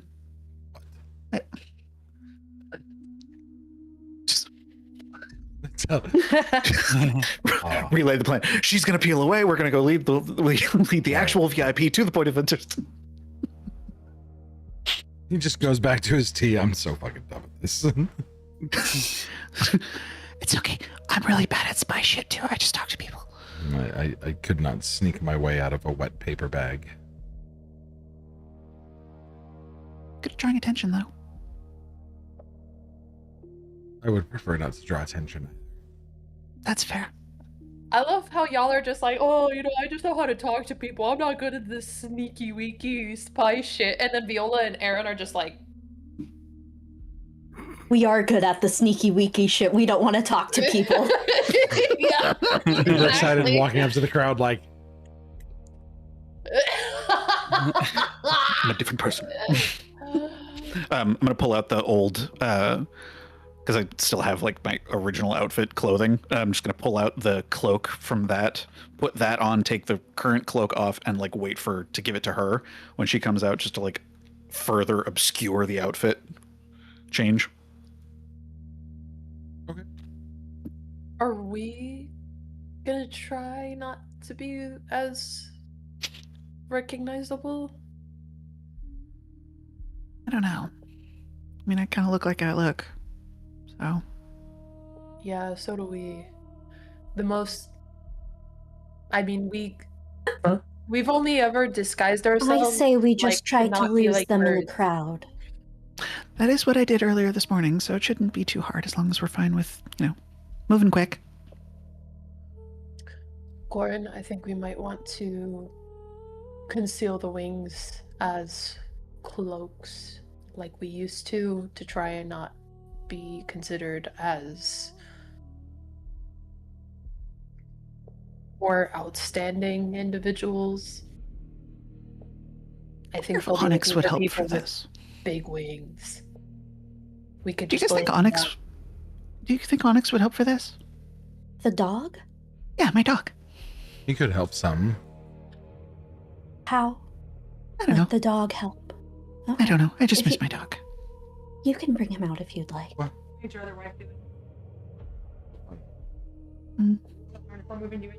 He has to go and nap for like a week after I use him, so maybe not. Maybe save for a better time. Yeah.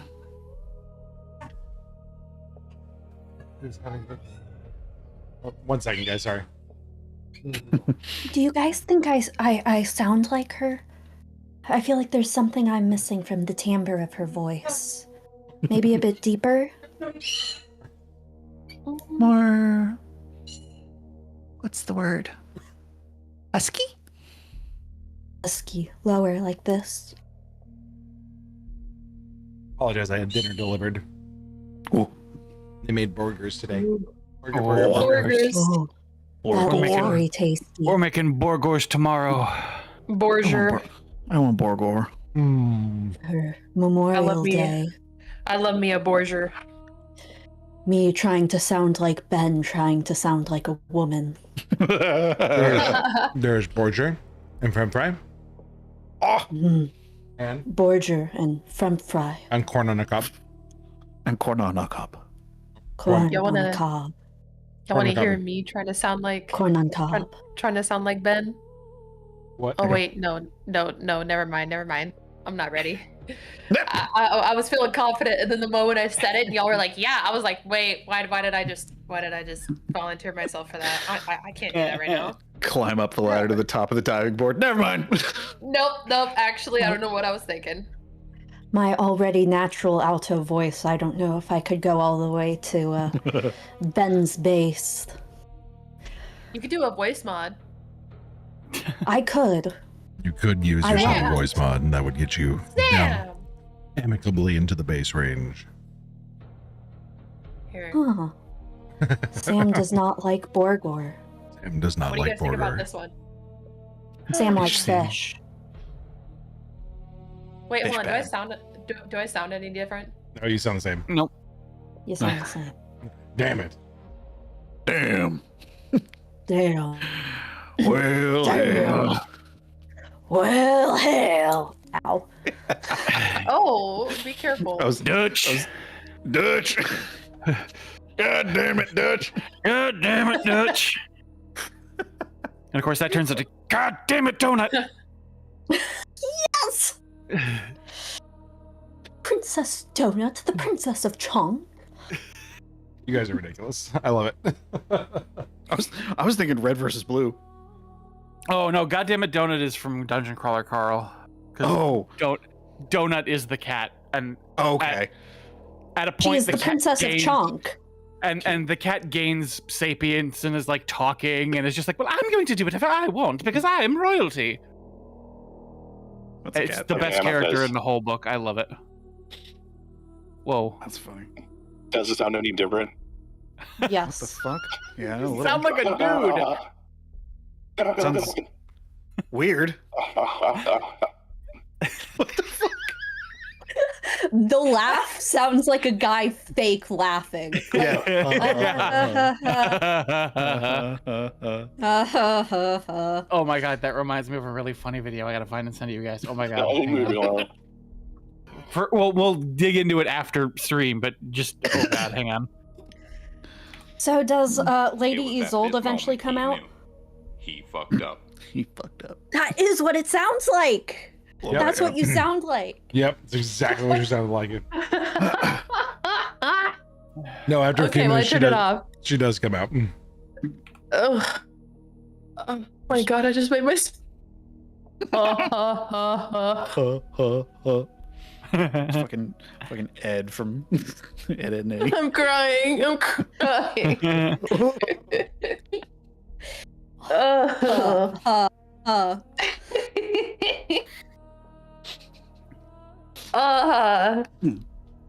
When she comes out, I'll hand her the tan cloak and just here. This will help you hide a little bit better, I guess. But you already got a lot of that kind of taken care of. Damn it, I'm self-conscious about my lady voices. Hey, we do the best we can, man. We do the best we can. We do the best we can. We do the best we can. She says, well, I feel like that I'm in pretty good disguise now, and I feel like I can go out to the street. Thank you. All just coming off the rails, man.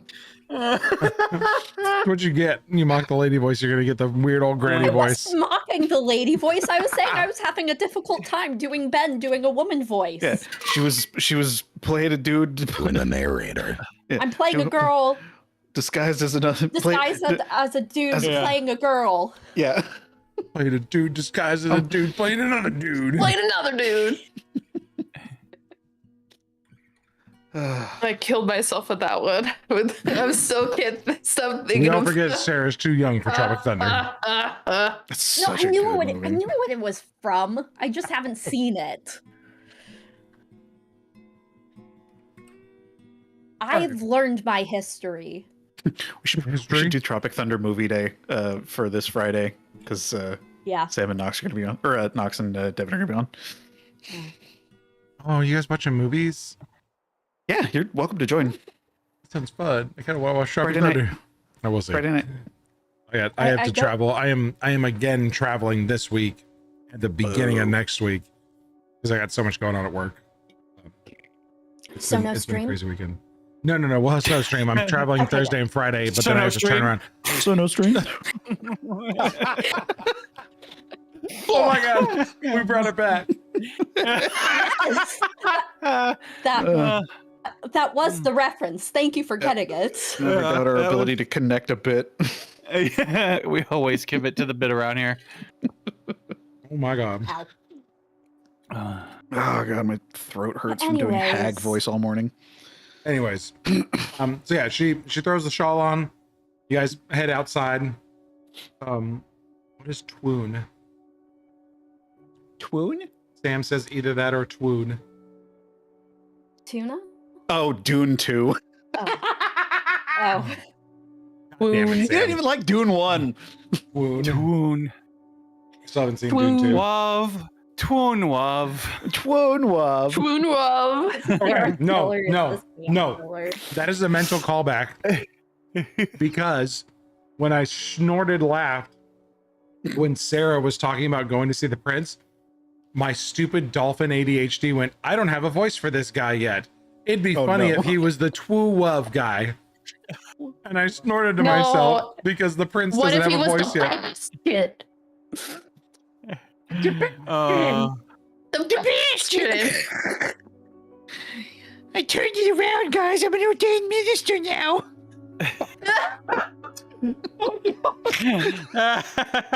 That's I left a life of piracy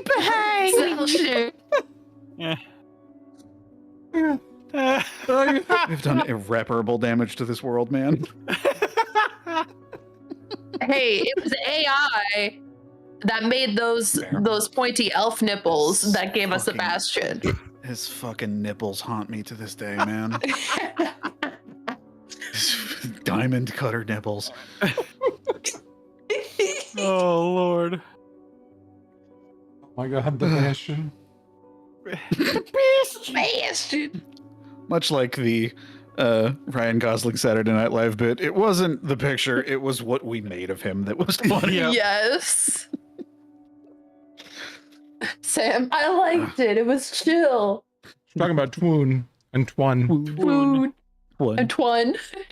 The one. Twin's good. The Twin one's is very rock. good. Johnson. Dwan.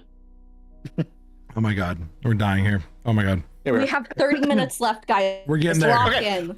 We take the Lock lead. in or cock in. Let's do this. Come on. What did you just say? Did you say lock in with our cock in? What? No. Nani? I said lock. I said lock in or cock in. Why is it in either or? ¿Por qué no los dos? Post that. Oh, press play. It's, What? it was- What? I forget that we don't do that here, but that is amongst my friends a very common phrase Is it when really? we need to do Oh our my God. homework. That's hilarious. What? Lock in And or so we're cock like, in. okay, Oh. I love hanging out with you guys. We're Thank you, everywhere. Sam. We're literally we're should in do this more 5 often. different directions right now. let's We lock need in, to do guys. this like once a week just so We we, need to don't lock in with spend our all of cocks our in. Sundays. We gotta Everyone get your cocks ready. Fuck get them no. ready. All right, we take the nice Yeah, lady. maybe We this take her needs to the be the fat Friday man. bit. All right. Ugh. Honestly, I think And- that just means that we gotta set up like a Friday stream at any random given point when all our schedules line up, so that way we can all just ad lib for 2 to 3 hours. That way Sunday stream comes along and we are in it to win it, locked in with our cocks in. We need to just hang out more. That's what it is. Just because we Yeah. spend weeks apart not hanging out, and then we have a lot of buildup of like stories to tell, things we've seen, things we want to share with each other, and it all just explodes on Sundays. I hop So- into general chat all the time saying, "Hey guys, let's hang out." Crickets. Some of Don't us do. emotionally gaslight me because I'm busy Thank in you. Disney and busy with work. Okay, I'm not talking about like the immediate, like present events. I've been doing it for a little while now. Like a month. And what have We I can been keep doing doing for it. a month? Traveling to Atlanta and going to Disney. Going That's all Okay, out. fair. Whatever, Ben. fair, You're busy. You fair. have And children. stuff. You have a full-time job. You have a life and a We- wife and a girlfriend and children and things to do and vacations to see. Yeah, like we get it. You don't have You're to rub it in our You're faces. too busy for us. We get it. God, your life is so good, man. We're so, so suffering. popular. Oh my god, I have a wife and a girlfriend. And My steak like, is too half a juicy. dozen My children. Egg lobster too is juicy, too lobster too buttery. buttery. Yep, exactly. You guys. Pastures are too green, you guys. I got to go to Disney with my loving family. And a friend. Hey, wait now. Let's not be dragging me into this. And somebody I just live gotta here. show up I just- and be there for the ride. Oh, god. We take the nice Sam? lady to the bad man. We take the nice He's not woman to the bad. bad man. Not like innocent until proven guilty. Okay, he's not a Mm. bad man. In what world? Mm. Jasper, have a French fry. You'll In love my me. world. There, Jasper had a French fry. I want French fries. So, If you fed me a French fry, I'd love you. Don't you already love him? Well, the jury's out until we're given French fries. Yeah. Depends on how good- Damn. now your webcam is blurry because of French fry grease. Yeah. There we go. Viola, you pick up pretty quickly. As you leave the turning leaf, that there are a couple people tailing you. Okay. What you don't like is when you first take that one offshoot where you see a couple people go down the alley and you follow and step behind them, mimicking the fact that you're breaking off from the group and two other people have picked you up. They don't continue to follow you. Shit.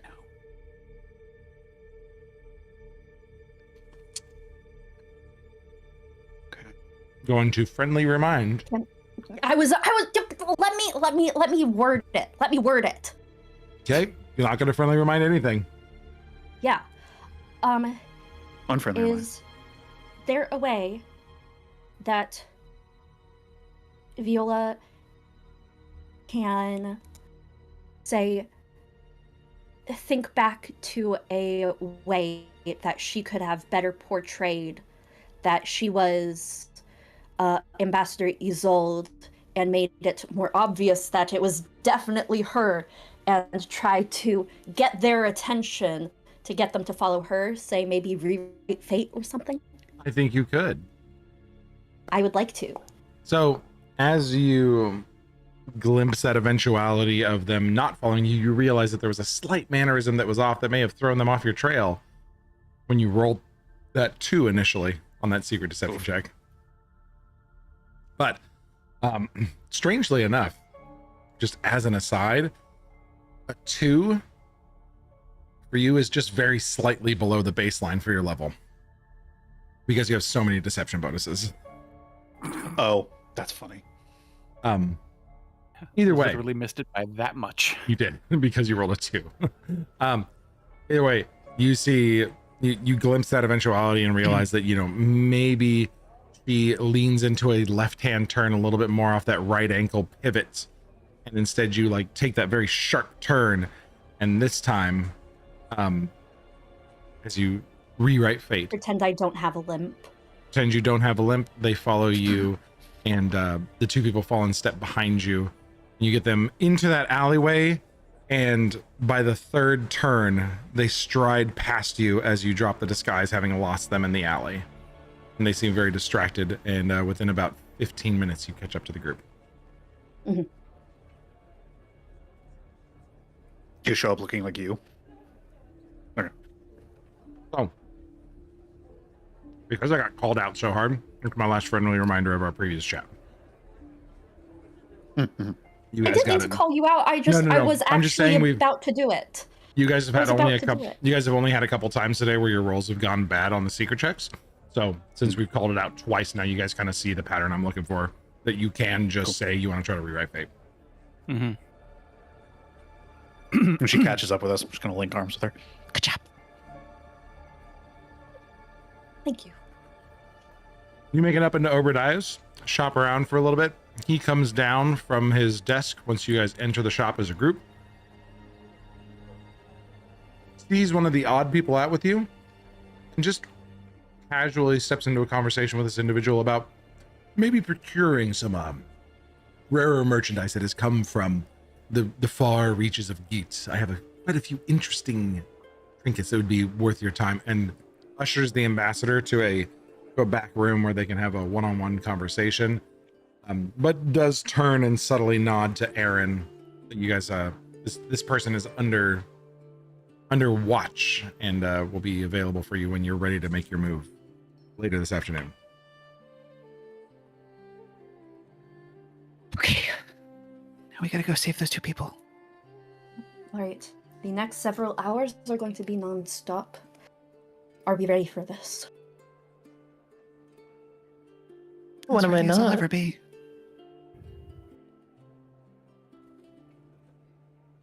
How exactly are we going to do this? Are we splitting up? Are we tackling it all at once? All together? Okay. Tackling it Who should we all do at first once. then? Oh, we're doing him first and then her because they're checking on her. Yeah, okay. Got it. And we'll be hitting right around the lunch shift change to then hide in the group. Okay. With the lunch shift change, any observation based or diplomacy based or deception based DCs are going to be reduced because of the increased foot traffic in the area with guards changing shifts, people easily being distracted, so they're all going to be reduced as you guys move in there. Okay. But you guys have this assembly controlled annex. You have an inside contact already in Drev Alston. Some of you guys have found before. They could help you get in. And there's still some bit of stealth approach needed to get in, like figuring out the annex perimeter without triggering any of the security of people moving around the perimeter for the time being. What would you guys like to do? And we're just going to use the take an action, leave an action type deal where everybody gets to do something. Question. Drev was the inside contact for the marshal, correct? Mm-hmm. Okay. Make sure. Because I had his name down and I forgot to write down who the fuck he was. All right. Who'd like to go first?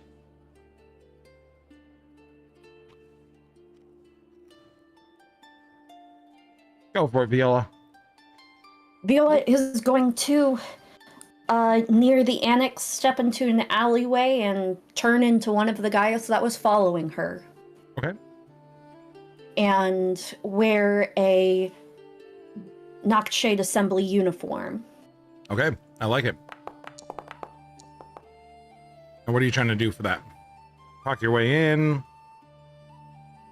Yeah, I'd like to deceive my way in with whoever else is going to be deceiving their way in with me. How are you doing that? Are we covering for a group of people, prisoners moving in? What's the verbiage here?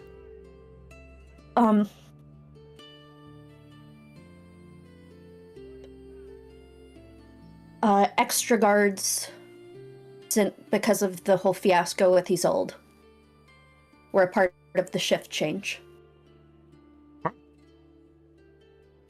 I like it. So, because of the callback to the Zold disaster of them disappearing, we know that that's not public knowledge. That is an automatic success for sneaking in, plus the excellent disguise and the deception check. You are able to talk your way past with extra people, and they go, yeah, just make your way up to the barracks. Don't make a big deal out of it, but get your guys' get your people into the rotation this afternoon and this evening. We're gonna need the extra help. Understood. Gave him the lecture you down there, like, yes, sir. Yes, sir. I understand. It'll absolutely go flawlessly. Why are you saying it so weirdly? Just go do your fucking job. Yes, of course. Yes, of course. These My fucking job. contractors are so weird. Just get the fuck inside. They wave you past the checkpoint. What are you talking about? This is how I talk. Don't make fun of my He has voice. absolutely moved on and is not listening to you. Wants nothing to do with that weird, sultry, kind of strange voice. First you wanted sultry, now you don't want sultry. Bitch can't win. Bitch can't win. Who next? Let's see. I think I want to start rolling perception to see if I can find where our guy is being held. Okay, you Start got an looking idea in of the where he's cells. at before. Yeah, if you wanna seek, take that seek action, go ahead and just make a perception check for me. You can just roll that in the open. This is kind of a declared action rather than an RP action. Nice. Jesus. That's very good. Yeah, you got a good idea of where he's at. They did move him slightly inside of inside the perimeter a little bit more, but you know the style of cell he was being held in, so he had quick access from the medics, and you find a similar place inside that's out of line of sight from the external places where you guys spotted him before. So, between the comments, the exceptional disguise from Viola's wonderful deception check, and this fantastic perception check out of Gabe, you guys are easily able to get a hold of him, pass off the lie that you may need to be moving him to another cell that you want to keep the people guessing, put a dummy in another cell, but you guys have already crushed 4 successes on this and are able to slip him out to the street right to where Cypher expected the crowds of people to be moving in the afternoon. Takes a bit to get him woken up. Corin will cast Enhanced Senses on him. Try to just wake him up out of the stupor that he's been held in. He's got a bit of sedation in his system, so he's going to try to enhance senses and counteract what is gone on medicinally with him. Would this be a like treat poison kind of thing?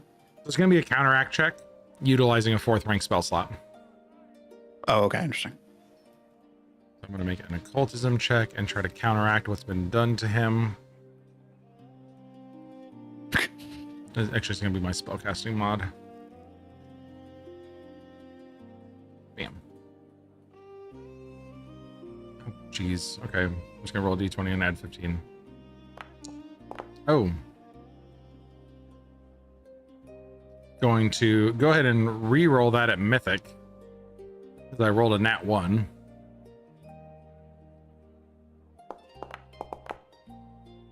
Much better. That'll be enough that basically the equivalent of magical smelling salts, as we get him out to the road, the marshal snaps back to attention. Where am I? You're okay. We got you out, but we do need to move. And he starts like reaching at the disguise, the little shawl you've got over him, trying to get it off. A little bit disoriented. No. Keep it on. Keep it on. Okay. You're gonna want that on. Oh, I feel like I'm I know you don't know us, but just breathe as best you can. We're gonna get you somewhere safe. Okay. I got you. Better than being in whatever I was in. He falls in step and goes with you guys. Heading to the second location, we are saving Countess Maribel Ungras in that holding facility. We have Cypher and Aaron both to act.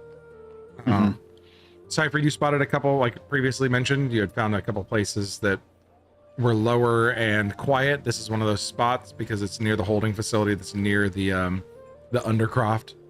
So you find a spot to stash. You stash the marshal in a place that's quiet and contained. It's got a couple people that kind of just urchins that scoot in around him like he's not there. They put that extra blanket, and you'd previously dropped a few copper for them, but they're willing to keep their trap shut for the time being. Cool. Keep him covered so you can grab the Countess. 3 copper. But Cypher and Aaron, you guys have still yet to act, so you're first to act over here with the Countess. Okay, so you're thinking sneaking in, yeah? You are muted.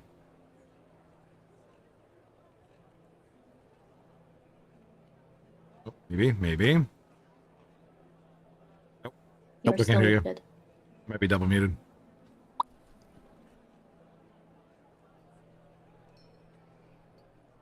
Anyway, my plan is to cast Fly on Erin so that she can Oh, okay. do like whatever the fuck she needs to in terms of mobility and sneaking and stealthing. Going through the window. Yeah, go through the window, pull the guy out the window. Aaron can fly. Aaron can Can fly you? now. Yeah, can fly she now? recently acquired. She Oh. flies now. She flies now. Okay, never mind then. You can fly. You can fly. She like kind of like spreads the wings out a little bit more, like the way like buff guys spread their lats and like puff their chest. She's like, yeah, like I've been working on it.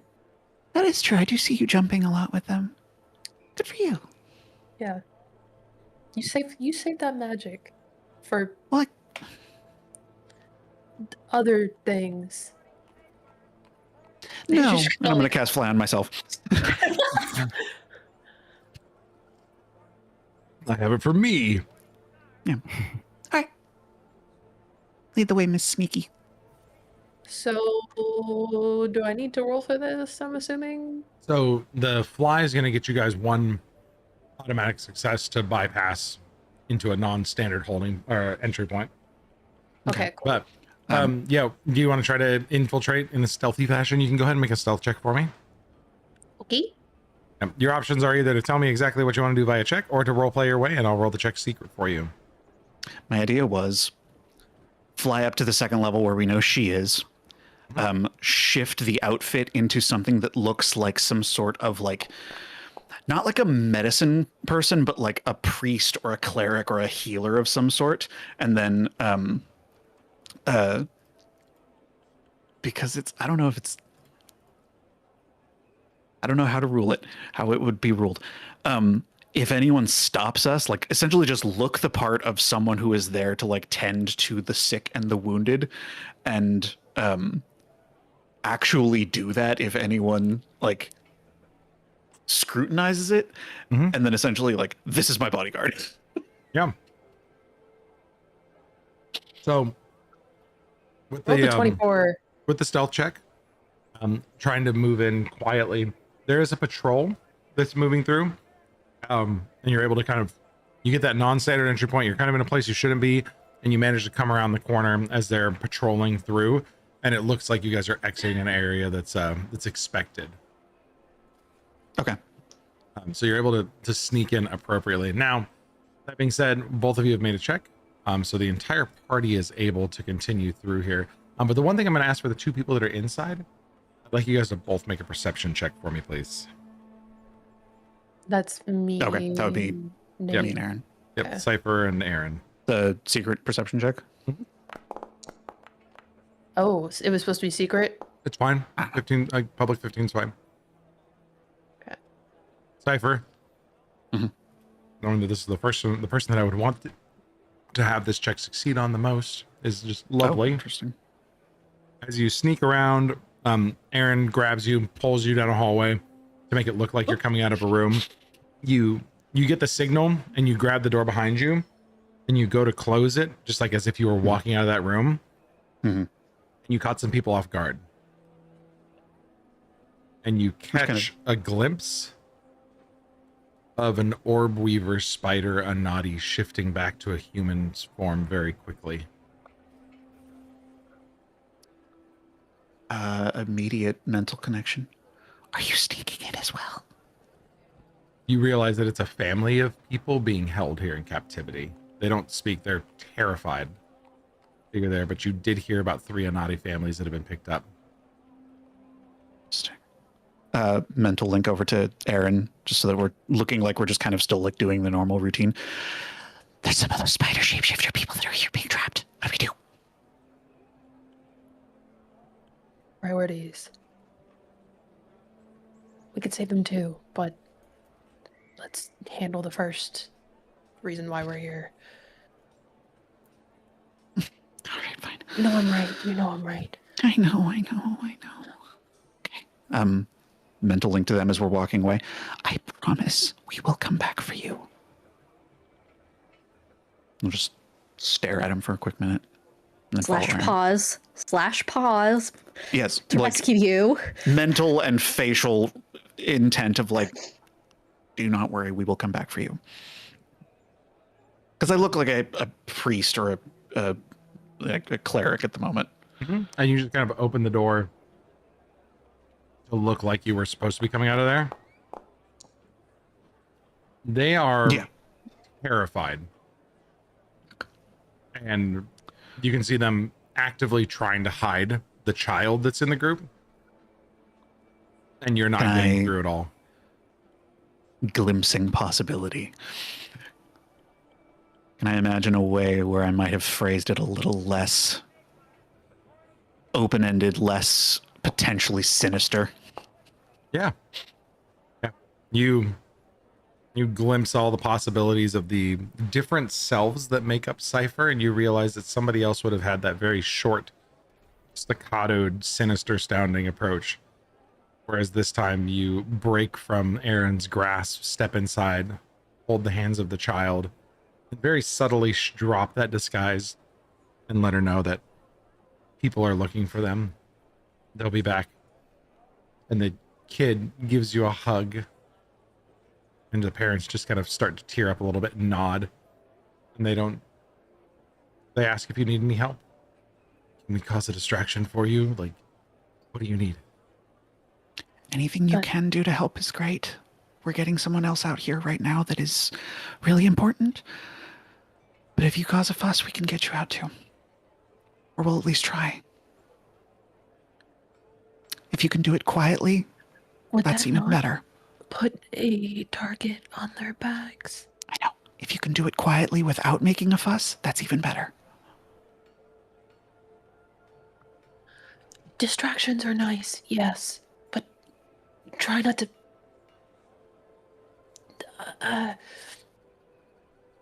Try not to give them reasons to. Right. If they don't know anything's wrong, that's better than them knowing something is wrong. Yeah. Excuse me. Oh, I'm so sorry. Oh boy. Or, you know, Easy getting attack. fed up and doing. And she's trying to avoid scaring the kid, but, you know, avoid them taking care of you for causing trouble. Oh no, I've got that. I can take it. The kid starts to just like vomit uncontrollably. And then you see her shift out really quick and she just winks at you in her spider form. From our world, she is of the Ouroboros plumpis variety of old ward Krelibet spiders, which will vomit on their prey to marinate them. And so she just starts to unleash her digestive tract, which she would normally do to soften food before she eats it, rather than liquefying it with its fangs. She pukes on it, and she's just like, "It'll look really gross." Yeah, and her just parents kind of like gripping Aaron. Aaron and Cypher are making the exact faces we're making. And her parents are just like, "We got this. Just leave quickly." Incredible. Okay, we'll be back. As you leave, the parents are like, "She's very sick. She needs help. She's puking uncontrollably. What did you feed her?" And then a couple other Aaron physicians. cannot stop looking. Like he's like, yeah, pulling Aaron in the spider form. There's just like a get in there. fanged mouth, and this kid's smiling and puke dripping out of its mandibles. Totally normal for this kid. just like a little squeak comes out before she. The kid's parents like give her a plate of food and she just pukes on it for a second, lets it sit there and goes, "Okay, now it's good." Nom nom nom, and eats it. That's her normal MO. Yeah. Literally, I knew there were spiders that do it, so I googled really quick spiders that puke. I'm like, this kid's gonna be gross. Oh wow. Oh, He's so yeah. my favorite NPC. I'm gonna now. have to make this kid a real person. Damn it. Yes. So yeah, after we're a coming moment, back for her now. we're saving her. She's gonna be a forever character. This is the kid we adopt in this campaign. God Yeah. damn it! First it was First llama kid, and now it's puking spider kid. Better open my article back up so I don't forget what type she is. They're pretty cute. They're very, very small. They're like a couple millimeters long. But I'm gonna spoiler this so it doesn't gross our friends out. Thank you.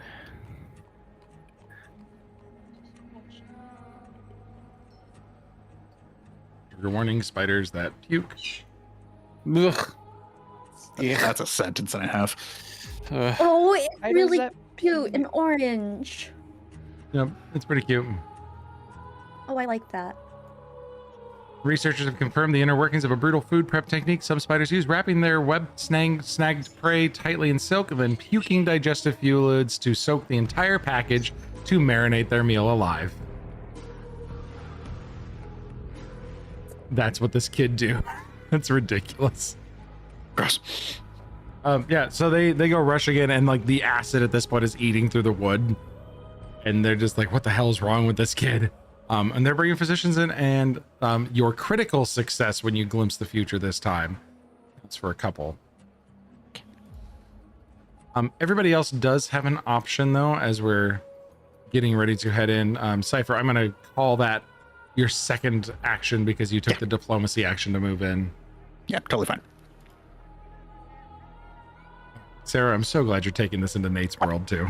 How dare you? All right. Who else would like to act? There are still a couple people outside the gates here. Aaron, you still have options inside. Okay.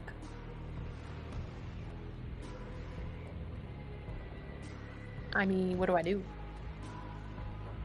Oh, yeah, you were slightly out. We are during these opportunities allowing you guys to role play more and stay in the scene. If you have an idea, I'm just saying wing it. Yeah. Wing it. But I could give you options if you want to. So I mean, there is the option to do like athletics or acrobatics to kind of move between the facility quickly and find alternate routes other than just walking across the parapets. What about deception? Yeah, that's always an option. Anything is on the table now because you guys are no longer adhering to the old secrets are revealed, roll what's on the checks list. You guys are free to do whatever you want, and I don't want you to stick to those lists. So, how is Erin going to deceive people as she's moving through here? Aaron and Cypher are navigating down a hallway, and then Aaron just slows and then stops, which I'm assuming Cypher clocks and is like... Yeah, like we're walking essentially like side by side at this point. And then Aaron slows and then stops, and then turns to Cypher and puts a hand on each shoulder and is like, I need your help. Okay. We need to find this person. This person's gonna be surrounded. Yep. With many individuals. Yep. I can go off of something, but I can't lead the endeavor. When we get there, what's our play? I can be really deceptive, but I can't. I need something to work with. Tell them that you are escorting me, who is there to administer daily care to the Countess. Could you say, I am escorting you to do the thing, and I need to be deceptive / look the part. Yeah. I'm out of my element here. I'm meant to not be seen. Yeah, me too. Sure. You guys make it up to the room, and there's a couple people guarding, which Cypher kind of meekly says that they're there to do the work, and they look at Cypher for a second and then says that they're gonna protect me, and motions back to Aaron, who just puffs up, uses the feathers tucked in the cloak to look more ripped, and there's some strange cracking noises where she like dislocates a couple feathers to make it sound like bones just rolling in joints as the neck snaps slightly, and both of the two men standing at the door go, oh, okay, and just it's like we're gonna go on break now, we'll just pretend, and they slink down the hall quickly.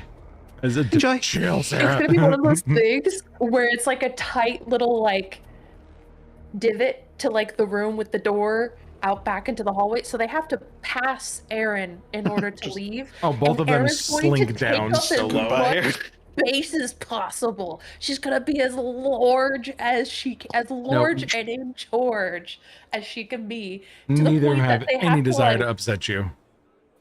Squeeze Pat. They're trying so hard not to touch. One of them undoes his sword and like tosses it past you and goes, oops, I dropped it, and then slinks really low to make sure he doesn't touch you and goes and grabs it. Just, oh, I dropped my sword. Whoops, clumsy me.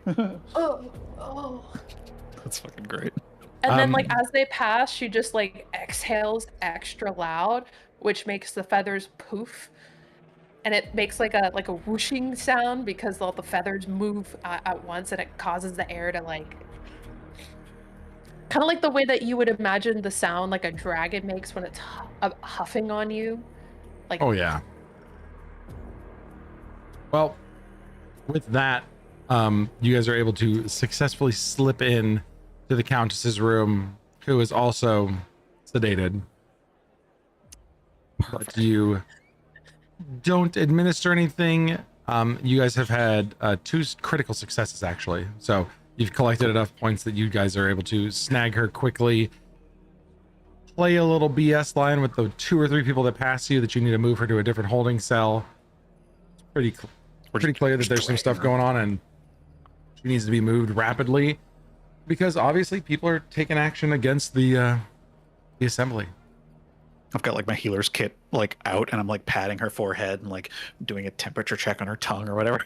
Yeah, they buy it. There's a lot going on right now, but you guys are able to get her out past the side door that Aaron had previously noted that you guys slipped up on and dropped down to street level to a waiting Viola, Gabe, and Corin, who are looking up as the 3 of you drop down. Okay, we gotta go back in. There's a family of Anadi in there, and we promised them that we would go back to save them. Do it now or later? We must do it later. We cannot do it now. Can't do it now. We have too much going on. We won't be able to do it later. We can't do it now. We have... What do you think is going to attract more attention?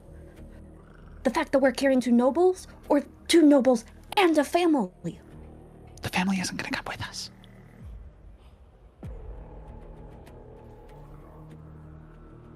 Here to help people. Why don't you think we'll be able to do it later? Why can't we do it tonight, tomorrow? I don't think they have that long. They're holding them before the wedding. We can come back tonight.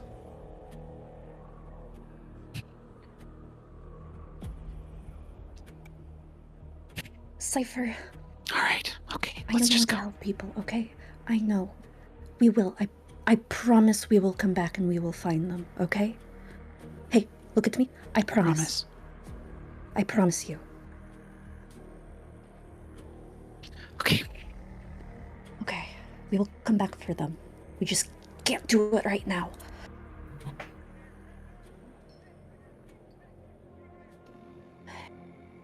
All right, let's move. Are we dragging her? Or should we wake her up? In one moment, please. And Corin will do the... Wake up! Oh. That's not what I was planning, but... Does it work? Roll a d20. Let's see if it works. Does it work? Counteract slap. Counteract slap. All right, where's my Viola dice? There we go. Come on, Viola dice.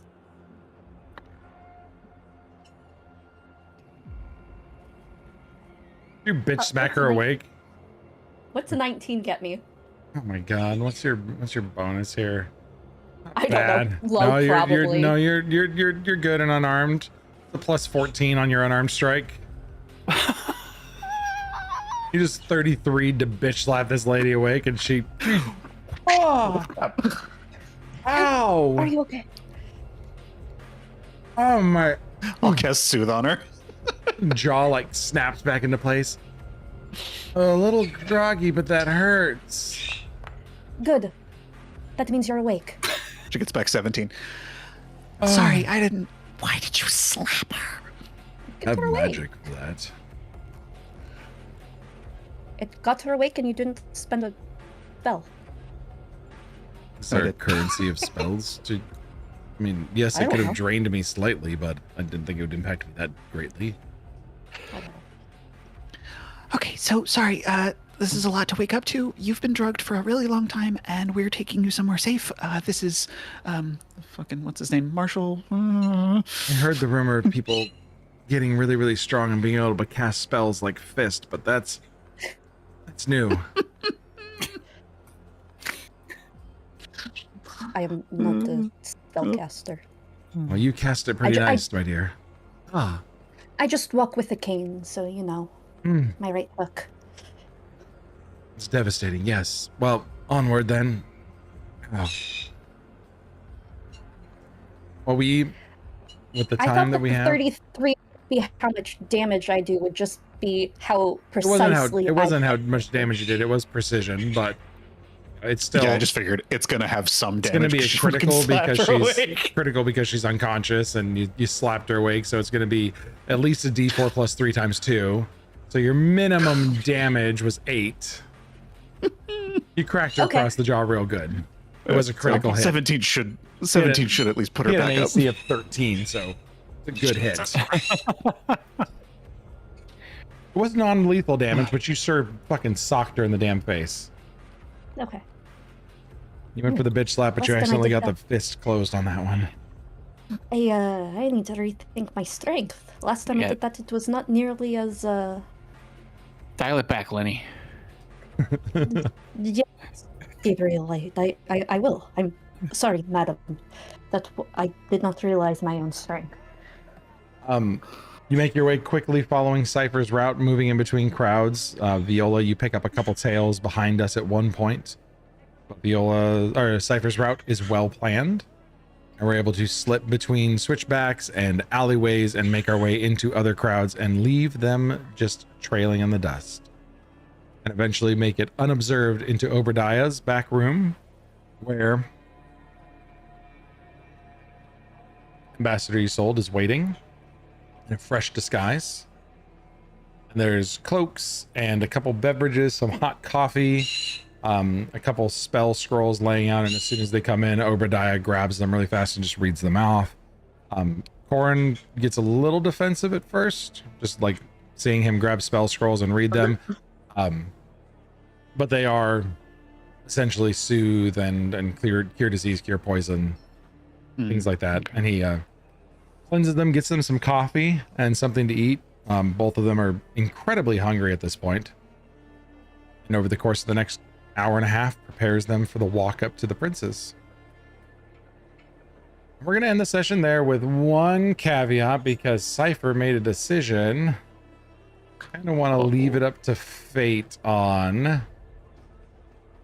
going to ask you for 2d20s. We're going to go ahead and do a roll here to see if the family is found out as being conspirators for somebody missing, or if it's just a happy coincidence that they get sick at the same time. We got a 9 and 11. That is a matched pair, so I need you to roll it again. Okay. Wasn't sure how we're doing that. 13 and 19? 13 and 19. That good? There's a sigh of the relief of the family of Anadi, who are, what you don't see is the family of Anadi who gets scrutinized for getting sick and somebody disappearing. They come back in and there's a bit of an investigation, seeing if they're involved. But stomach acid on the floor, the really sick young lady who's pretty good at faking being sick. She must have at least thrown her stomach a time or two to pretend like she was too sick to go to school. Her parents are a little upset with how devious she is, but she kind of giggles the whole time afterwards. And the investigation concludes with no connection, and they'll just continue to be held at the facility for the time being. But we have all 3 dignitaries. Obadiah seemingly continuing to be on our side after kind of sprucing them up a little bit, getting them some coffee, getting them some fresh disguises. And he says that when you're ready, my friends have made sure that we have some sufficient trappings to appear like we're legitimate. You look outside and there's a horse-drawn cart overflown with some lavish goods, some crates of wine, and a couple plush spaces in the back for a few traveling mercantile dignitaries for the group of them to be hopped up into this carriage. If you would just walk alongside us, it would appear that you all are our attendants, as is typical of people of our station. We have people attending to us and doing our manual labor, and this will get you in past the front door. Do you have outfits for us, or during that time he gets you mercantile? During that time he gets you. Yeah, during that time they get you all just like kind of basic mercenary garb. It's leather doublets and cloaks, and each of you is given a really kind of rusty looking sword to hang on your hip. This is not unheard of for, especially during these times, to have sell swords guarding your caravan, and this would be an appropriate time for them to be joining us in the city. But at this rate, it would look like you all just came off the road, and we just cleared customs, as it were, and are making our way to the prince to pay our respect. And Viola will take out the infiltrator's accessory. Ooh. her cane that actually looks just like a cane, but is secretly a sword. I would say that you take this Viola for the walk up there. And he hands you a bloodied looking bandage so that when you walk with your limp, looks like you were injured on the road. Thank you. With that, you are all prepared to go up and sell your ruse to the people guarding the prince and hopefully give him a little bit of information that he is severely lacking about the goings on in his kingdom. We'll pick that all up next week. So glad you didn't kill in a naughty family. I was like, happy puking spider girl. And then everyone's like, oh yeah, we're going to save her later. And I'm like, well, they were going to leave that up to Nate, whether or not they're alive. Because I am not going to be the bearer of that bad news. Nate can roll those dice. Dare you? How dare I?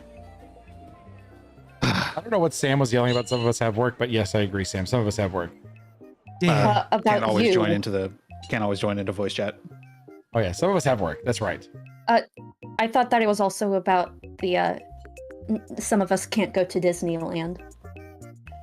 Might have been that too. I don't know. Ruby, tell him about it. She's over there squawking at us. But that's all we got for this week. Thanks everybody for hanging out with us. We missed you. It's been a few weeks off, but we're happy to be back. And hopefully we should still have a session next week. I might be doing some traveling over the weekend. I will keep you all posted, trying to figure out my week with this craziness. All the stuff going back and forth to Atlanta. I got a work thing. You got to work. Yeah, you're gonna be on next week, Maddie, right? Yeah. Well, hopefully we don't do too much with Maddie's character. We'll just leave her alive in a gutter somewhere if we all die. Sounds good.